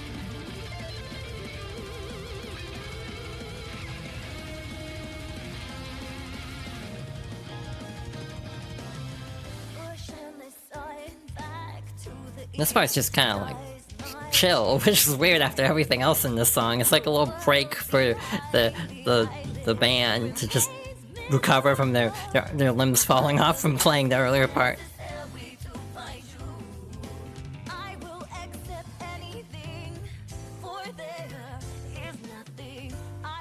And yeah, I'm also biased, I fully admit that. Like, I don't know if this song is like comparable to some of these others, but again, I'm very biased towards Dizzy, so this is gonna be top tier. Again, ABBA's like one of the biggest surprises for having a really good theme in my opinion, just because she is a character I have like very little attachment to. I've also told the story before. It was like ABBA's the cover character for Accent Core on Wii, and I remember seeing it in like a GameStop and thinking like it looked really scary. Like I didn't know what this game was, but I just saw ABBA on the cover and I was like, I don't know what this is, but I don't think I'd want to play it. Boy, teenage me was sure wrong about that. Again, just the irony of I've definitely warmed up to ABBA a lot, and her theme does a lot for that, I'd say.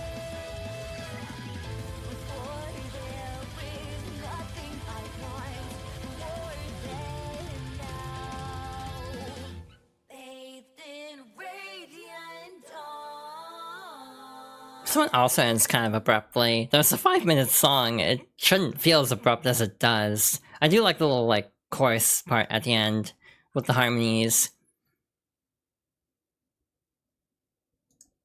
I'm feeling okay about this tier list. I think this is a pretty good, like, reflection of how I feel about the character themes in this game. There were definitely some that could go, you know, a few places up or down.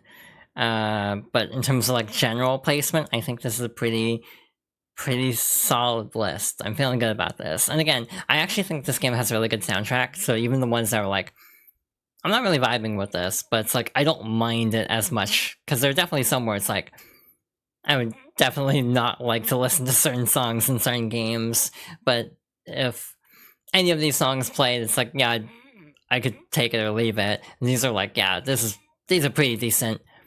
Well, occasionally listen to these outside the game. Like, these are the ones in the top that I like either really like musically or actively listen to for other like personal reasons. Same with Jacko's, actually. Both are kind of in that same spot of like being personally resonant. I am tired. I've been streaming for 3 hours. I did not mean for this to be as long a stream, but I forgot how long some of these songs are. Like, some of these go on for a very long time. Now I can actually go and clear out these scenes now that I have listened to all these. Yes, I'm very worn out after that. I'm gonna, like, hop over here, otherwise I'll just be over the void. So yeah, hi. We're back to the screen for just a moment. I need to actually remember to go back to the screen from time to time for like chatting to close off streams instead of being the small in the corner. Yeah, this was a lot of fun actually getting to just listen to all the Guilty Gear music, much of which I didn't remember super well, or I don't think I'd heard some of those at all. So that was like really funny. Not funny, really fun getting to just go through and vibe for, oh god, that was 2 hours. Well, I at least didn't talk as much, so I'm not as worn out, because I was just listening to music most of the time. But yeah, Disney releases on October 31st. Again, we don't know time zones yet, so we don't know exactly when on the 31st she's dropping. Again, I'm almost hoping more leaning towards Wednesday in my time zone, but we will see. Yeah, I hope everyone had fun with this. I hope everyone enjoyed me rambling about Guilty Gear for 3 hours.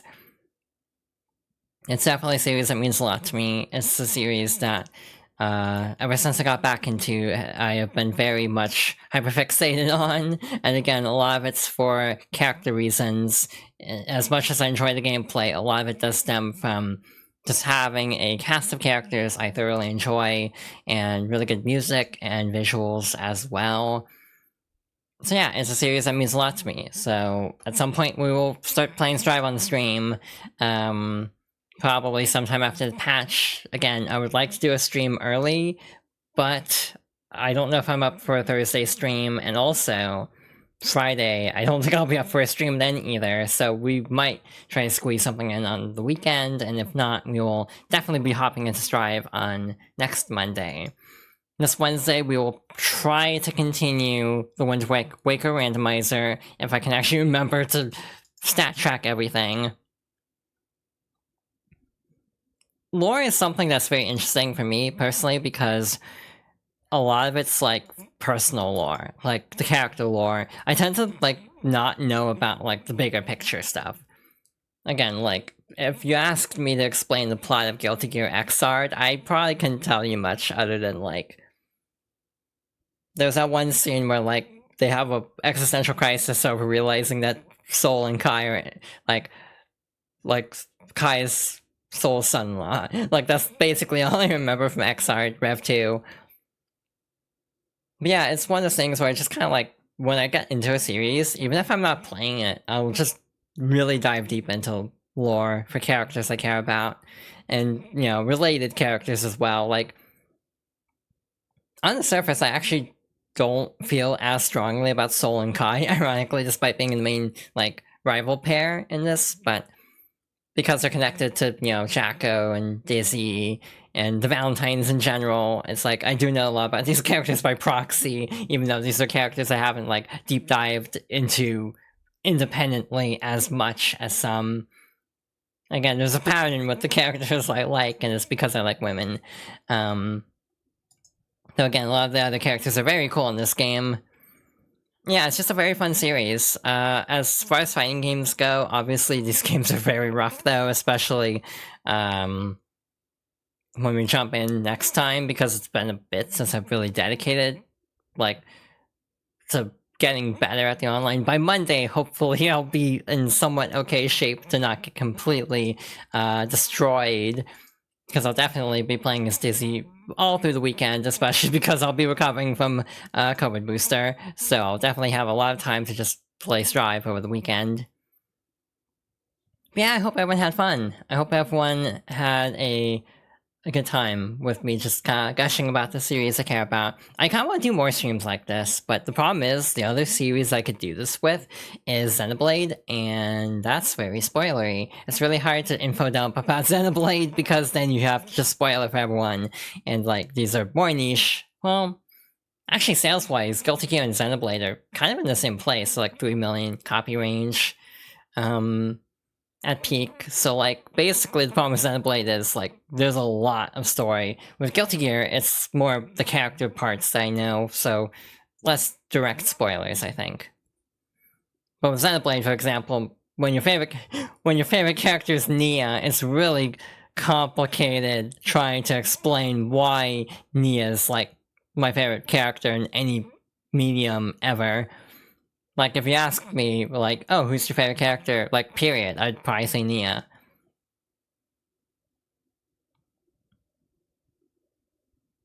When I was trying to pick a name, I actually almost considered Nia for, like, a middle name or something. Which is ironic, because I can think of 2 characters that this applies to, named Nia. So, it's like, is that, a reference to this thing or that thing? It's like, this is actually for Xenoblade. Yeah, as a Xenoblade fan, that would be spoilerific, yeah. See, Iconoclasts I've heard very good things about. I just never got around to it for some reason. I think I went through a Metroidvania fatigue, so it just kind of didn't line up at a good time. I think I'd enjoy it now, though. It's just, there are too many games coming out to the point where I keep spacing out on the games I want to play. Yeah, I've been going for over 3 hours, so I should probably end. I think we can do a raid, but I actually don't know what the raid message would be. I had an idea, but I don't know if it would be a smart idea or not.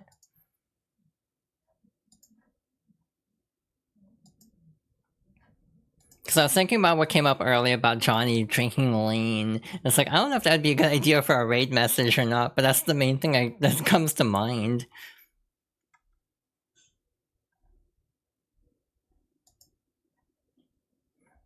It's like the person I had in mind, you can guess. It's not a surprise to literally anybody who I'm thinking about.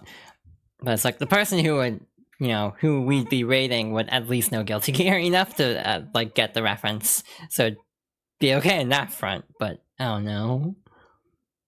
I mean, we don't have to do a raid message, right? That's just kind of a traditional thing. When did that start, I wonder? Like, who was the first person to think, let's do a raid message, specifically?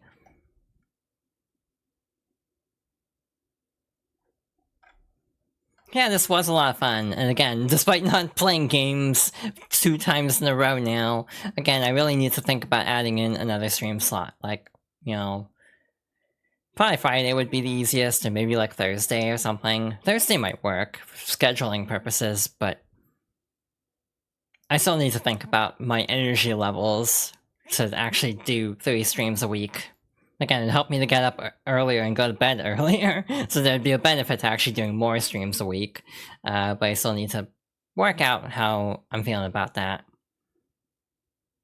Because I would like to do more streams to be able to like fit in more things, because again, when you're only doing 2 streams a week, it does kind of bog down how much you can get done in general. So yeah, I need to actually think about more stream types to do. Again, these like just chatting streams this time and last week have been a lot of fun though. So yeah, it's like the situation of like, do I just make a PowerPoint in Xenoblade and bring it for a stream sometime? There's a temptation almost, though. That might not, again, be the best idea given how spoilery the series is. And even then, it's like, oh, that's a lot to handle in terms of like actually breaking down everything, and even just streaming as Xenoblade feels incredibly intimidating. So that's definitely on the docket for someday. But I don't know when. But yeah, I hope everyone has a good rest of their day, rest of their week. Given that this is Monday, I hope everyone has a good week. Again, I'm very bad at outros, clearly. This is definitely something I need to work on. But thank you all for stopping by. Thank you all for the support, as always, whether it's, you know, it's hanging out, you know, lurking, chatting, and so on. I really appreciate all of the support that I've gotten in the past. Oh god, it's almost been 2 months. That feels weird to think about. It's almost been 2 months since I started streaming. Again, part of the reason for wanting to stream was to stream Strive, and I still haven't streamed Strive more than like 10 minutes because of an internet problem. So we'll get around to Strive soon when Dizzy's out, and we'll see how far we can get in the tower. Yeah, thank you all for stopping by. I guess we can raid, like, Proton-chan, which is our traditional, like, Monday stream raid, if, like, schedules align, and it went so long, that things did align, so... Okay, I'm trying to think of a raid message that won't cause problems, because the one I came up with is like, I don't know, that's kind of borderline. I say as I had to look up what lean was earlier, because I actually forgot earlier. There we go. But again, I can't think of anything else for a raid message, unfortunately, so we might just go without, or... unless anyone else has any ideas, but I don't think I can think of anything. Yeah, thanks everyone for stopping by. Hope things will work out. I'll be able to stream again on Wednesday, continuing Wind Waker. See how much more we can get there. But again, first I need to actually sort out the tracker because I forgot to save settings. Yeah, thanks everyone, and take care.